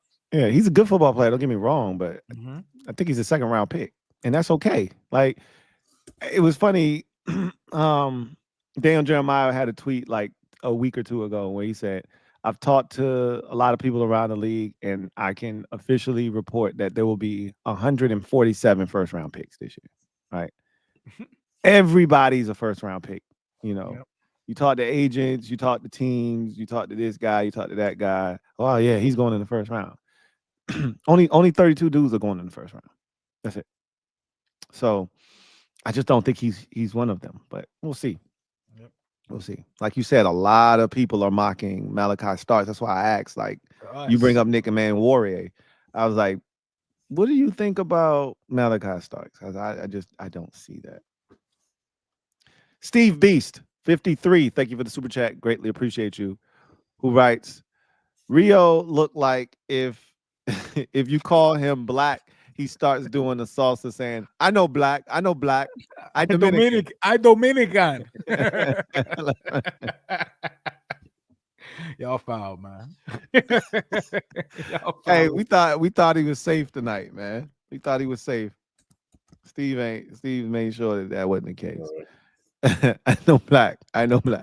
Sammy Sosa. Hey, Sammy Sosa. Oh my God.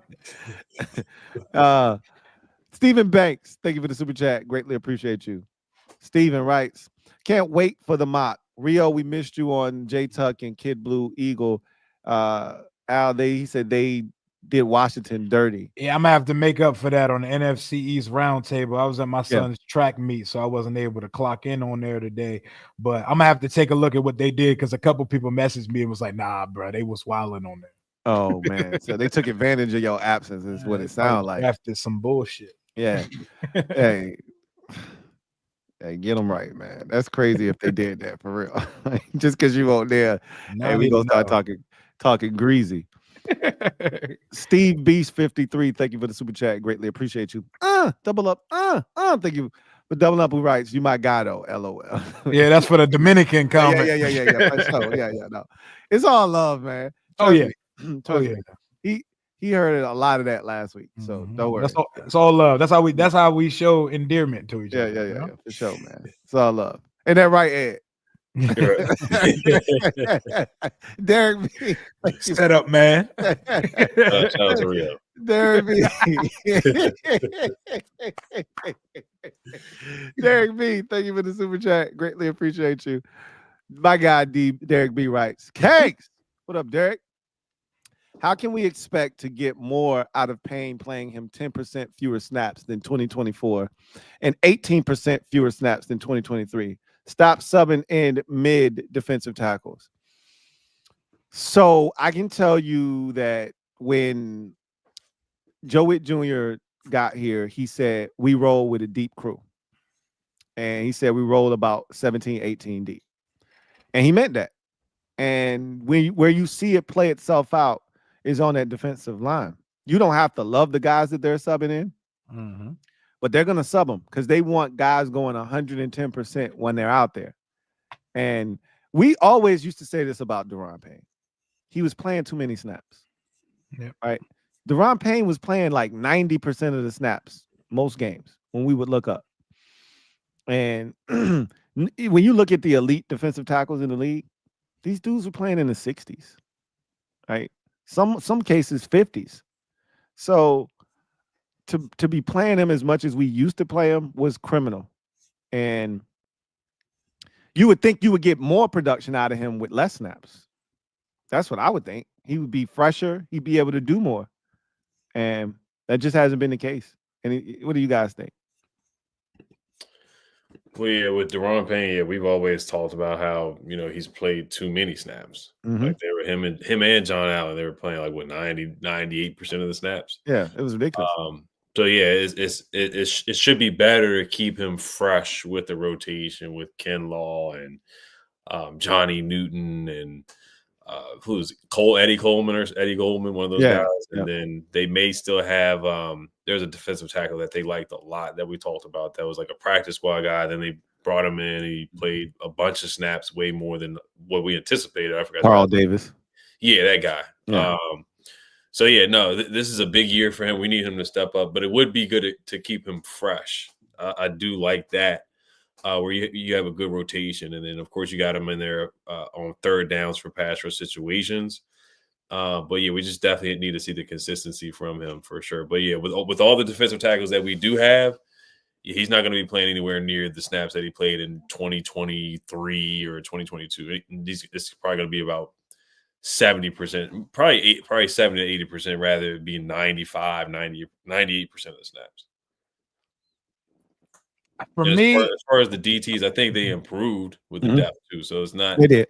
So it's not so much more of mid, like Davis and some other guys that I can't remember some of the names put in there last year. Sheldon Day's back. Sheldon, he played well last year. He did. Like we were running a whole stable of guys in that room with Jalen Holmes and Sheldon Day. It was just all Carl Davis. Yeah. Like there's a whole stable of them. But whatever works for Daron Payne, because you are now the centerpiece of the defensive line. You're the clear-cut best player, highest paid player there. You need to act like it. You need to earn your keep, or you're cooked after this season here. This is it for him. He's in his Jonathan Allen season right here, right? Yep. He either shows improves or he'll get the Jonathan Allen treatment in the offseason, right? So it's put up or shut up time. Yeah. You are now alone. For whatever reason he plays better without Jonathan out, get after it this year. I'm not saying you got to go give us 11 sacks, but I want to see him impact games more, because you hear his name and you don't hear it for another couple weeks. Yep. And he's one of the highest paid players on the team. 22.5 a year. So this is it for him. He's got to show up and show out this year. Swaggy P, thank you for the super chat. Greatly appreciate you. Our guy Swaggy P writes, Commander Kanks. What up, Swaggy P? Says, Rio, I'm with you on Scatterbo. I'm a fan of ASU, and he gives me Peyton Hillis / Toby Gerhardt vibes. Oh my God. How you gonna do him like that, Swaggy P? He says, also, I'll be taking the metro to the stadium. No way I'm driving in that traffic. And you're not alone. A lot of people are going to have that same mindset, right? I see at the metro. Yeah, for sure. And, the metro will work in unison with the stadium. When we have late games, they'll stay open later to accommodate the fans. Like, the metro is going to be the best source to get to the stadium and to and from. And so that'll reduce a little bit of traffic. It's not going to be like how Northwest is, where you literally have to drive to the stadium. You have no other way of getting there. So I really think that's going to definitely help too, right, with traffic and decreasing the amount of traffic that's there. It's just going to be traffic anyway. DC's a very dense, area. It's not a lot of space.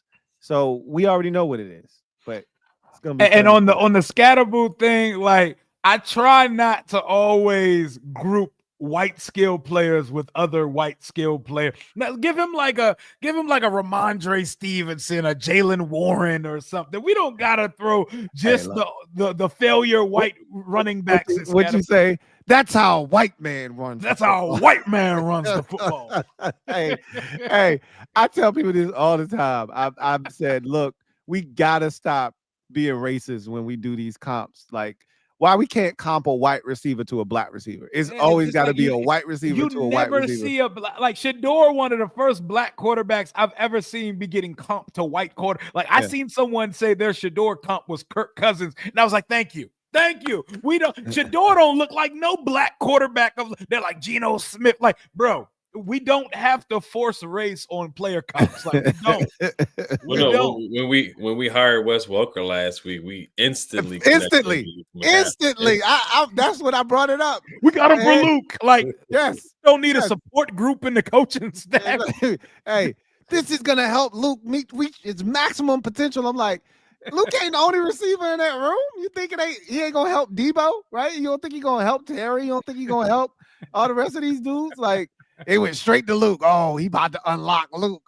Like, I was like, hey, these people funny as hell, man. There's a whole receiving room. Debo's done his best work under Wes Welker, and they went straight to Luke because they're just the brotherhood and the commonness of white wide receiverhood.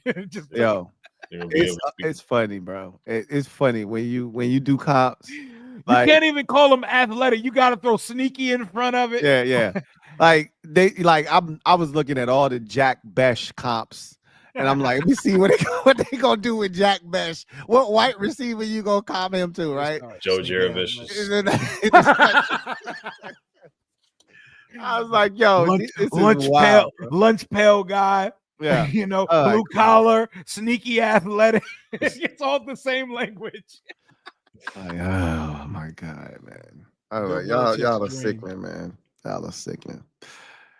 Tony P56. Thank you for the super chat. Greatly appreciate you.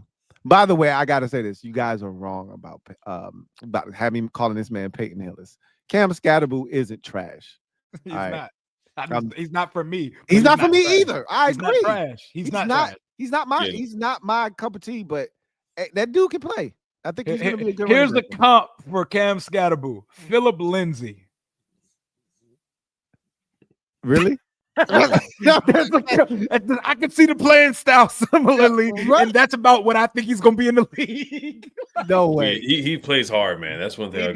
He plays super hard, man. His comp is Kareem Hunt, man. He's Kareem Hunt.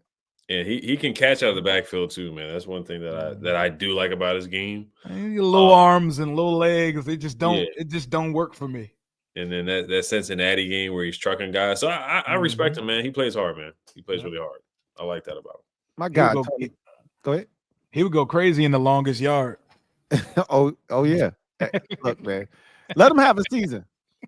39 inch vert, man. Yeah, let him have a season this year. White boy can jump. He's gonna be everywhere. He's gonna be everywhere. Tony P56. Thank you for the super chat. Greatly appreciate you. Writes, package Payne in a first round pick to move up. I mean, look, I've heard that trading Daron Payne this year doesn't save you any money. It may actually hurt you financially. I can't confirm or deny that. I don't know. I want to see it through with Daron Payne. Yeah. I just don't anticipate them wanting to make any more waves up front on the defensive line. You've already moved on from one of your starting defensive tackles. We still don't know what Johnny Newton is. Like, can you afford to not have Payne?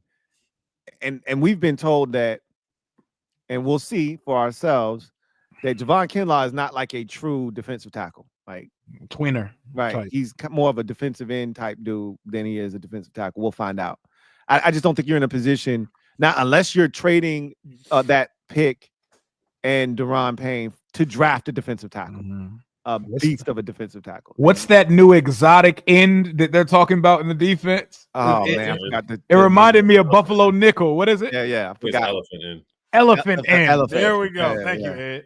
Yeah, I was like, just about that. Fans gonna be using the hell out of that shit. Yeah, that's a new Buffalo Nickel, right? That's a new Buffalo right there, right? You know, we hear a term and then we wear that shit out, boy. So Ron wore it out, so we had no choice. That positional flex. Position flex. Oh my God, guys.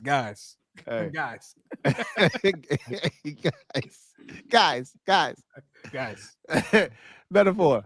Thank you for the super chat. Greatly appreciate you. Double up. Thank you for doubling up. Who writes, new Commander's Log is out. Group watch party. This is the one episode that you don't need to, get together to watch. This was a throwback episode, and they've spoiled me to the point now where I'm like, I saw. First of all, did they put out like a message on X or social media letting us know that there was a new episode coming out? Like as it posted, like they put it out like as it was being released. Okay, because I did not see anything. I just happened to be on YouTube. And I looked, the videos that they post, like the podcasts and stuff. What is it? They recommend, right? The videos they recommend you watch. And I just happened to look over at the, recommendations on the side because I was watching some film.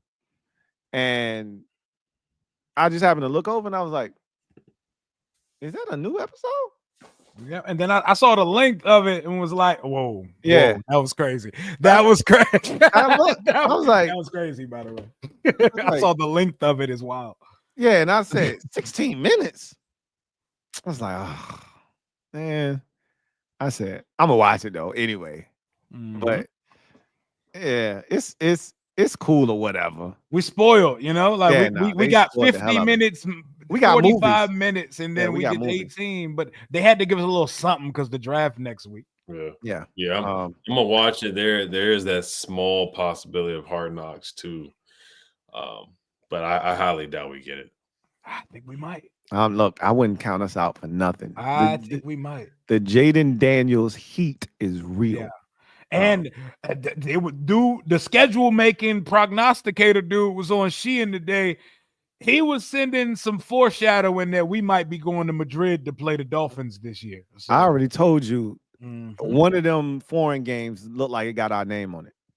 Like, if you're trying to market to different countries, Jaden is your guy. Again, this man was just in Paris.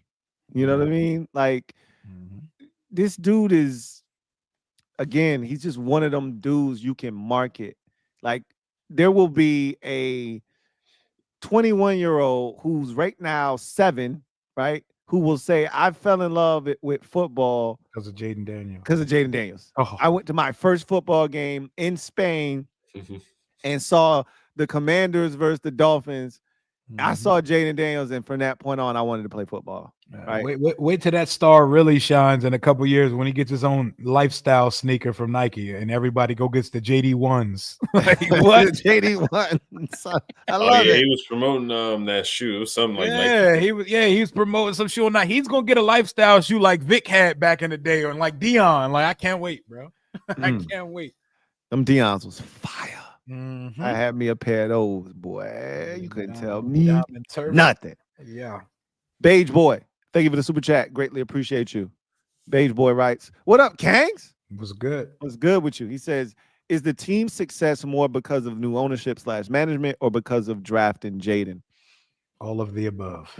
It's a great blend of both. Like, they could have come in, did everything that they did, and if we still had Sam Howell at quarterback, we're not having this discussion right now. Right? Like, hell, you could just look at the last year's draft. If we drafted Drake May, we're not in the position we're in right now. Nope. You know what I'm saying? Like, Jaden's that guy. Or Caleb. For that matter, right? Jaden's that guy. So he needed every passing and rushing yard and ability to extend plays to carry, which was a lacklusterous roster to the NFC Championship as a rookie. Yeah, but the infrastructure of what was in place to bring him in, embrace him, have the leadership guys around him, like a Bobby Wagner, like that was perfect placement. Like Zach Ertz, Bobby Wagner, those were perfectly placed pieces. That entire locker room and the environment that was cultivated, it was the perfect storm, right? And you have to give credit to management and the coaching staff that was assembled. Cliff Kingsbury was perfect for Jaden Daniels. And so everybody deserves credit. There's enough of it to go around, but make no mistake about it. This thing doesn't go the way that it does or did. And we hope continues to go without Jaden Daniels, without that quarterback. You have to have that quarterback. Oh, yeah. Definitely a combination of things, even from the start of it, where they even brought in Bob Myers and Rick Spielman to, help with the search for general manager and coach and whatnot. Bob be around too. Yeah, for sure.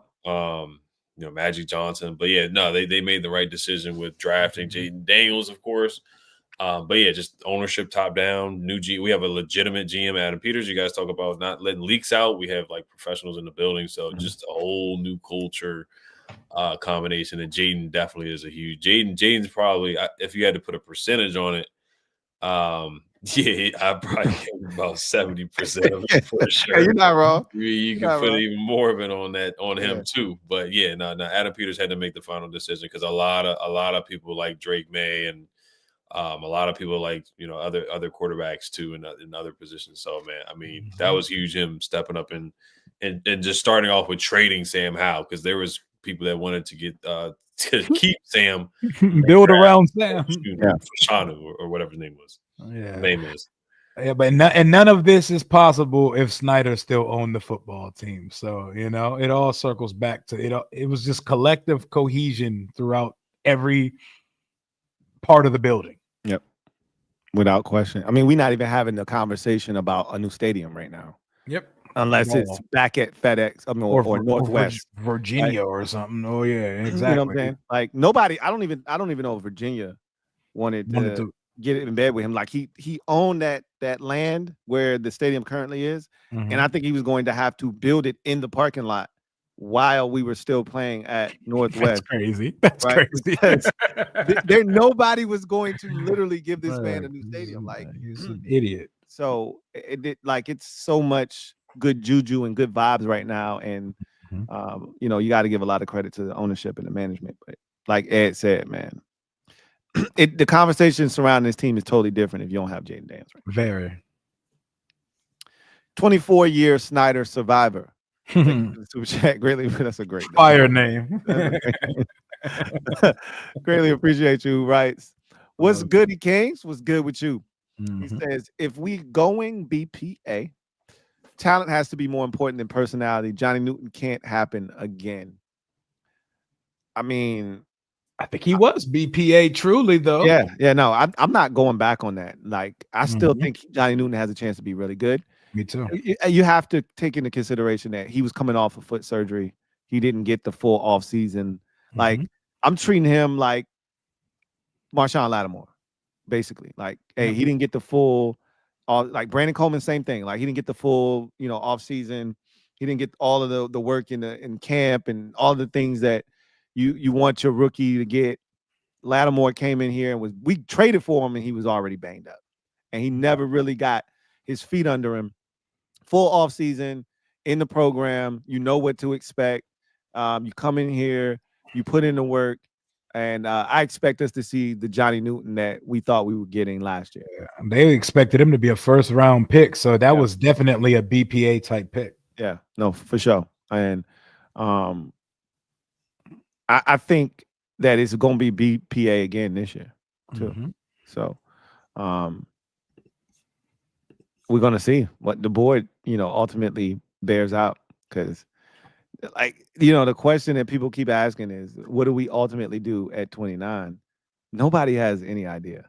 None. Like, you're all over the place because the possibilities feel like they're endless at 29 right now. For sure. Yeah, I think Johnny was a BPA pick, like you guys said. I mean, he didn't have any character concerns. The only thing was the injury concern, and they didn't know that the other foot was hurt too. That's right. I forgot all about that. That's the other foot. So it was both feet. And then I think the Falcons traded up for Luca or something like that. Yeah, I thought that's who they were coming to get. They traded in front of us, and I said, they coming to get Johnny Newton, man. Yeah, so we weren't supposed to have Johnny. Johnny, he had some moments, but he wasn't as impactful. And then he had the play against the Steelers where he jumped over the line and got baited into the play or whatever, the snap. So he definitely, I think he can have a breakout season for sure. But no, like you said, 24-year.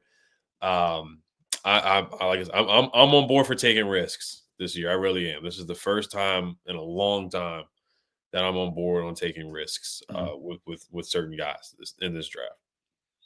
I mean, that's been my mindset of like maximizing value is taking advantage of a situation. And as long as you can vet the player and the person and know that he's not a bad dude, like, you don't want bad dudes.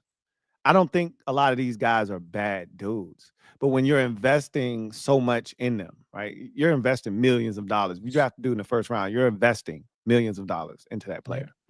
And so you want to make sure that your investment produces a return. And I get it. But at the same token, I just get tired of watching other teams take guys who have quote unquote character concerns, and these dudes come in and ball. Meanwhile, we got the Boy Scouts, right? Or at least we thought they were Boy Scouts. That's why we drafted Jamin Davis, and then his ass turned into Speed Racer. You know what I mean? And so you're drafting all these guys who are supposed to be clean cut military guys, and obviously they're not doing that anymore. But the new flavor du jour is captains, right? Guys with leadership qualities. Well, I don't give a damn about none of that. Can he hoop or not? Can he play football on Sundays? Is he someone that the opposing coordinator has to plan around? That's what we need here. Yep. And I'm with it. Kenny B. Kenny B taking us down a dangerous, dangerous path. Kenny B. Thank you for the super chat. Greatly appreciate you. Kenny B writes, what if we drafted JOK in 2021, Jamison Williams in 2022, Christian Gonzalez in 2023, but we probably don't get Jaden? Jameson Williams wouldn't have worked out here. He got suspended for gambling, and then he's got some. Yeah, there's a lot of dialing back because you even see Randall L yelling at him on the sidelines for antics that he does. So I don't think he would have worked out. This man was humping the ground after a thrusting touchdown. the hell out of the ground like a dog. And Maga Jack and Ron would have ruined JOK. They would have had him playing all out of place. Like they hated linebackers. Yeah. That pick would have ended up just being a dust up. I think Gonzalez is probably the only one that would have worked out here. And we would have found ways to still be not successful in that regime, though. Yeah, we would have, but he probably right. We probably wouldn't have got Jaden. Yep, we'd probably been picking fifth. Right. We'd have been the Giants instead of us, right? Yeah, we'd have just missed out on any of the good quarterbacks, right? A couple non-impact wins unnecessarily in the season, like that Jets game, we would have won it. Oh yeah, the Rams game. You would have won a couple of games you had no business wanting to win, and the whole butterfly effect would have been, kicking our ass, and we would have been sitting here like the Giants right now talking about Tyler Shuck. Instead of having our quarterback situation already secure. So Kenny B, everything happens for a reason. I'm a big proponent of that and believer of that. And boy, I'm so glad that we got 5 instead of any of those guys on this roster. I'll trade them in a heartbeat. Abel Ambrosio, my guy, AA. Thank you for the super chat. Greatly appreciate you. Writes, what up, Kings? What's up, Abel? He says, with the draft needs we have, if y'all had to pick a former Skins player to be selected with the 29th pick, who would it be? That's a good, like someone that's the range for them, or are we talking? No, just in general, like you just get to pick any. Yeah, I mean that's easy for me. It would be Sean Taylor, like Sean Taylor, man. Sean Michael Maurice Taylor would be my pick all day, every day, man. God rest his soul. Yeah, that's one of the that's a good one.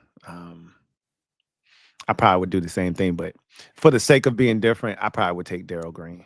Rookie Sean was built like a linebacker, moving like a corner, like that. It was crazy. Yeah. Remember the Hall of Fame game is rookie rookie season, first game out of the package, bro.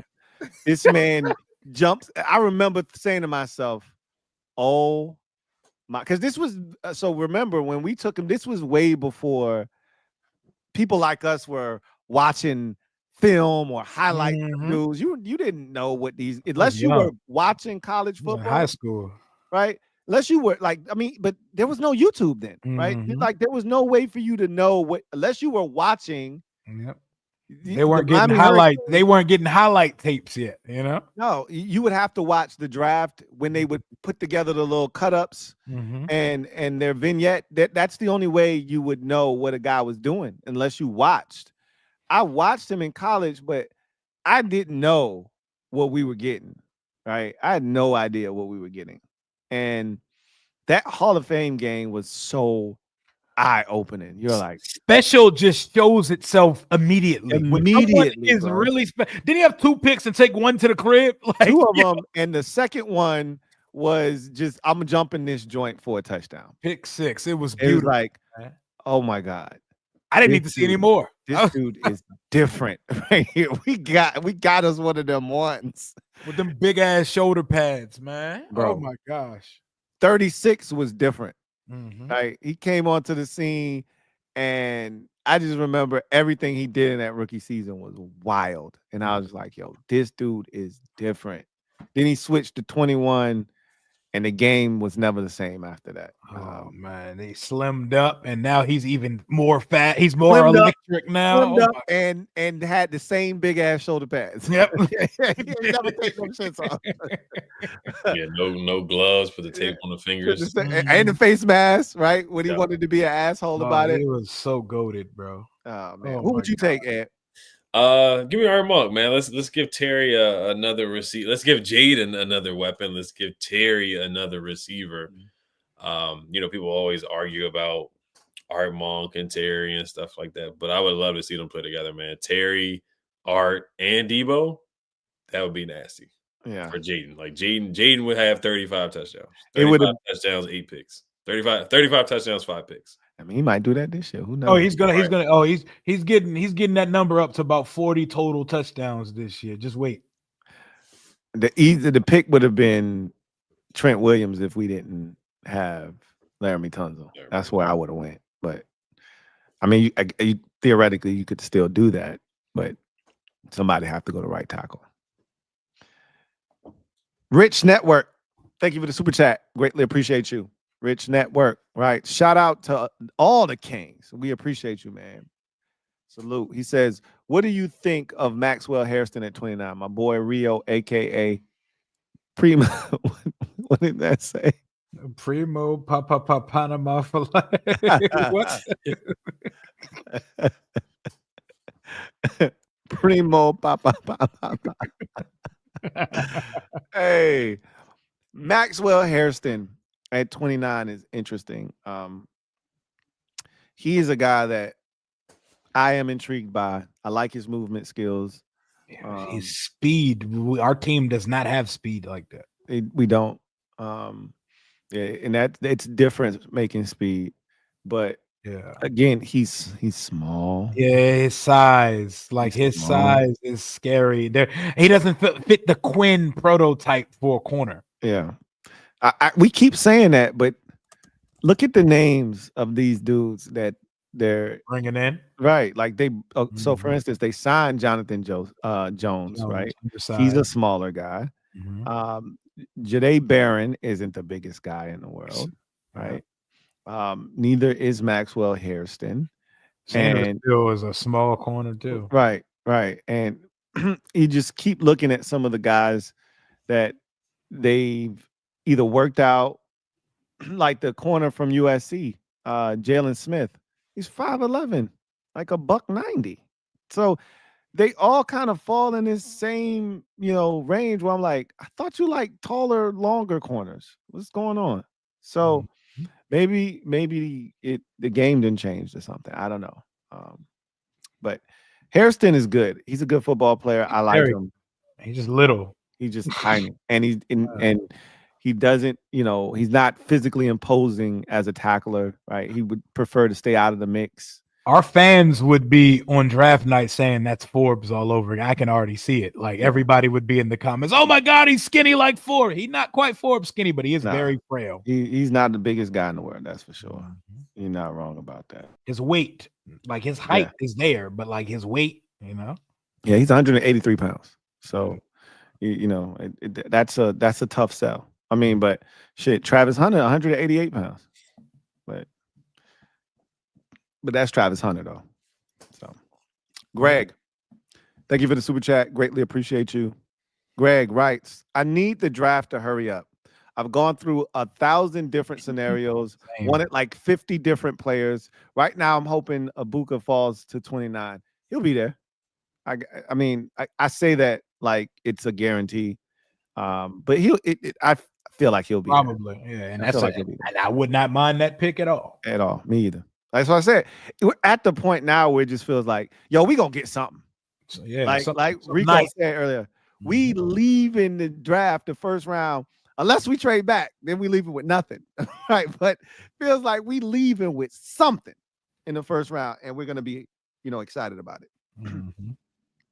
Greg, you're not alone, man. Next Thursday can't get here fast enough. Gearsell, the guard guy. Yeah, Gearsell, hey, you got to read it. Shout out Gearsell. He says, "What's up, Kings? Just saw LeVar Arrington at Walmart wearing checkered wheat loafers with melted purple socks and peach tree braids. Tragic. That is something LeVar would wear. I can definitely see LeVar Aaron's wearing. Pete's three braids. What does that mean?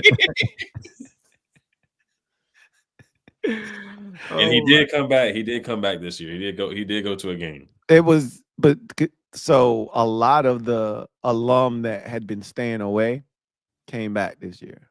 John Riggins came back. LeVar came back. Champ Bailey came back. It was a lot of guys who had been alienated. Like eventually, I think Trent will come back. You know, when his playing career is done, he'll come back and be a part of it, even though he's going to go in the Hall of Fame as a 49er. There's no doubt about that. But shout out to LeVar Arrington, man. Hey, shout out to LeVar. Shout out to LeVar Arrington. Shout out to Gabe Taylor while we're here, man. Shout out to Gabe. Gabe. Shout out to Cam Scatterbo. Oh, yeah, always. Estefan, thank you for the super chat. Greatly appreciate you. Estefan writes, "Get Antonio Brown." Yeah. Now we're talking about taking risks, but not that kind of risk. Nah. Man. CTE is a real thing, right? Boy, that some scientists, they're gonna get a Nobel Peace Prize when they get his brain one day, man. I hope he checked off the donation box, because we would love to see what kind of damage was done there. We're gonna get a Netflix documentary about it. It's gonna be the magnum opus for CTE. That brother there is wild. Yeah, that dude is out there, man. Big time out there. It's not even funny at this point. Yeah, it's not. It's crazy. Anyway, that was the last super chat. So, do you gents have anything to add before we exit stage left? I'm ready, man. I'm ready to get to this mock draft Tuesday and to get to Thursday night and then Friday night on the channel with y'all. I'm ready to get through the draft, but maybe this week, once it gets to draft week, maybe it needs to slow down a little bit, because after the draft, it's a slow drag. So you got the minis, you know, when they show up, and then you got the schedule release. That's the release is really the last big thing that we will have to talk about, where you get excited, and then after that, then it's that, and when they tell us about this new jersey or uniform that was yep, that should happen. And you know what's gonna probably happen? They're gonna just throw it out on social media on us. It'll probably be on media day in June when they take their team pictures and stuff, like right before mandatory minicamp. That's when they have team media day. It'll probably be somewhere around then. Yeah. Come model the new uniform, a few of you. Yep, exactly. Larry Tunzel, Jaden Daniels, Terry McLaurin, Debo said, come model the uniform. That's right. And then they'll throw a couple of those like teasers up on the social media joint, and maybe we'll get a commander's log out of it. They said do a mock undrafted free agent. Nah, we ain't doing that. Psych.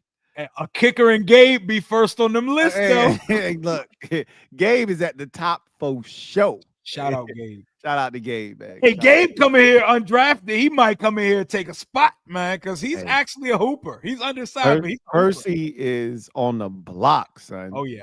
His spot is not secure. He's taking his lunch. Yeah, so we're gonna see somebody coming for Percy's spot, I feel like, but somebody you didn't hear that from me.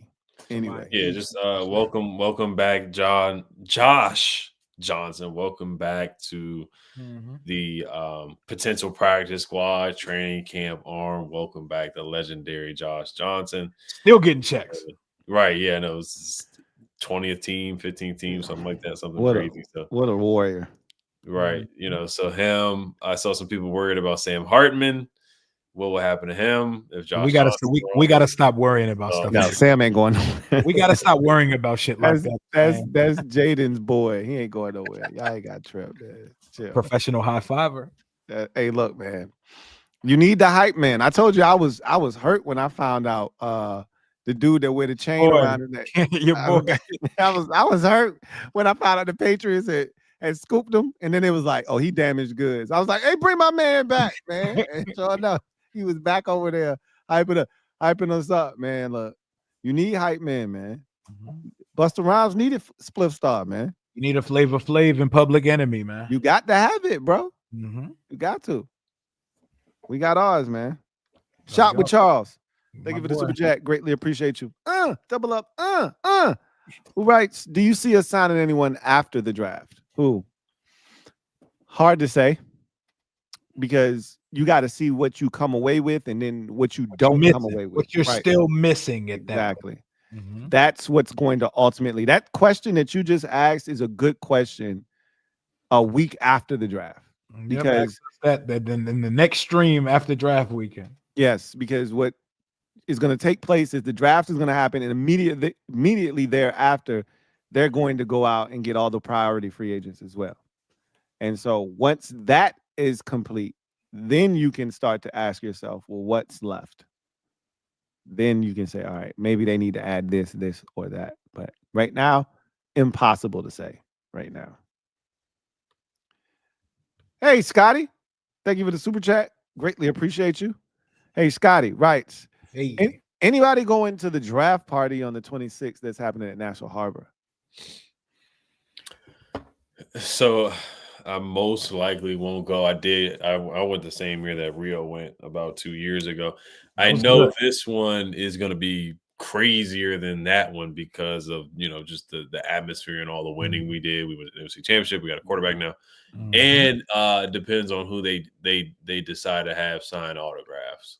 Yeah, it was just players walking around that year. Right, yeah, because I know that was the year. So Forbes, I think Forbes was there signing autographs. Yeah, Forbes was there. Alumni like Doc Walker, B. Mitch, Jonathan Allen, Dotson, when Dotson was good still. Was there too. So if they have Jaden do it, because I think this is how crazy the line was for just Sam Howell and Forbes. So I think Fogo de Child's to the right. So and they were they were all way past almost to where the Ferris wheel is at. So it looped around there. But if they have Jaden, it probably will loop even longer than that. It may go past where that Silver Diner is now. It's just gonna be stupid. If they might be too big for the draft party. I'm about to say they ain't putting that man through that. Ain't no way. He's too big for the draft party. We ain't had Jaden and his mom will be there. His mom will be there right by his side. I know people went crazy with the wedding party video. Right. She was there, and I'm like, bro, she probably knows the guy. I don't know. I think it was Ayuk. It was Brandon Ayuk. Of course, he knows Brandon Ayuk. This is best friend, and And y'all, we're probably not gonna be the draft party, but y'all should definitely check it out. They're doing one on night 1 at Tom's up Navy Yard. So Tom's Sports Bar up Navy Yard. That's the night 1 watch party. Then there's the National Harbor on Saturday. Definitely go. They're giving out a bunch of free shit. It should be a good time. You'll see a lot of familiar faces. The vibes were immaculate the year me and Ed were there. Got this hat from the draft. I still got mine. too. Yeah. I can tell you with 100% certainty, I will not be in attendance. Lou don't never pop out. Lou don't be popping out for everything. I'll be at my house getting lit. So y'all already know I'm gonna be at home chilling, either kicking it with the fam or kicking it with y'all. So I'll be live through the whole draft, man. Yeah, all right. Y'all ain't gonna see me there, but if you go, I would love to hear about the environment and how it was. Take some pictures and some videos, get some footage. Yes, we would love to hear it. We would love to see it. So y'all let us know for anybody that will be in attendance, how that's going to go. I do know I saw that Gary Clark will be announcing our 2nd round pick this year. So I did see that. I don't know if they'll have anybody else there, but I know he will be announcing the 2nd round pick this year. So Captain Obvious, thank you for the super chat. Greatly appreciate you. Captain Obvious writes, new nickname alert. Other than JD5, what is Jaden Daniels' nickname? Do you guys have a new nickname for Rio's beard? I'm going with Slim Shady. No, I don't have a JD5. It just works. It's I don't think you need to. It's organic. It just fits. I don't think you need to do anything else with that. As far as Rio's beard, I don't feel like it needs a nickname because it's not here to stay. Right? It's by the next time y'all see this man, he will have hair on his face. He's already got a shadow right now as we speak. The shadow coming in, man. We getting back to it, man. I'm enjoying my last few days of prepubescentville. Yes. I saw Aaron Rodgers today on Pat McAfee, and the first thing I thought about was Rio. I saw Aaron Rodgers' face. He is such a. Aren't you just over the melodramatic? Like his game isn't enough to justify this bullshit anymore. He loves the attention, bro. It's not fun anymore because he's not good. He's not good at football anymore. He loves this attention, and I said this to people when he was quote unquote retiring the first time with Randall Cobb when he walked off the field when they lost to Detroit that year.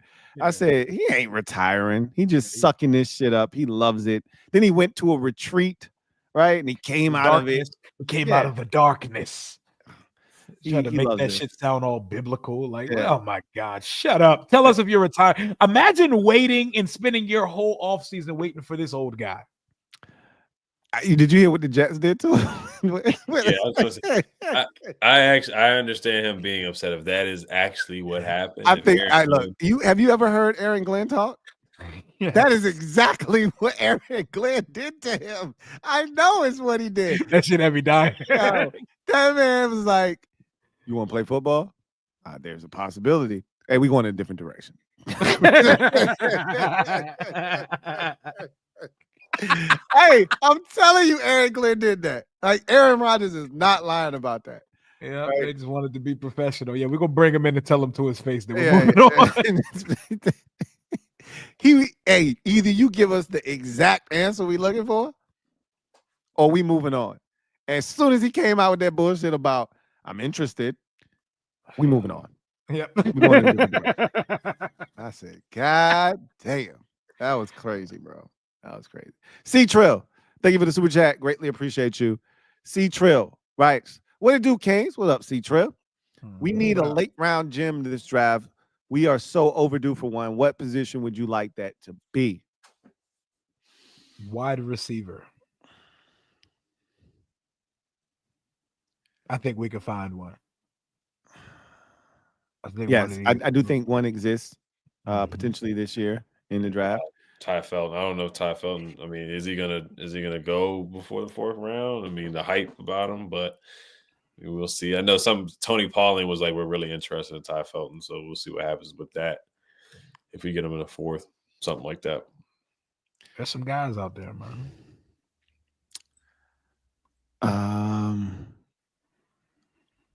I could see a tackle or a corner. Okay.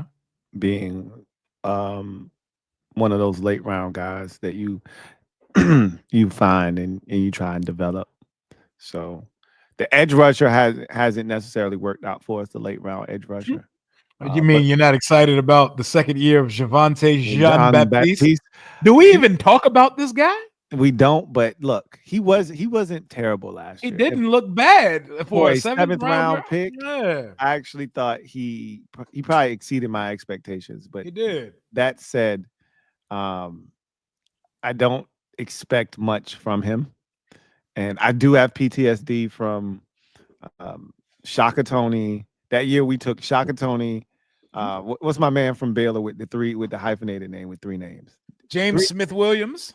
No, wrong guy. No. He actually worked out. He was actually straight. Yeah. He was straight. It was William Bradley King. Bradley King. Yep. Yeah. William Bradley King was his name. What a crew. And Dax Milne. Dax Milne completed that trifecta of funk that we got in the seventh round. Triumvirate of ass.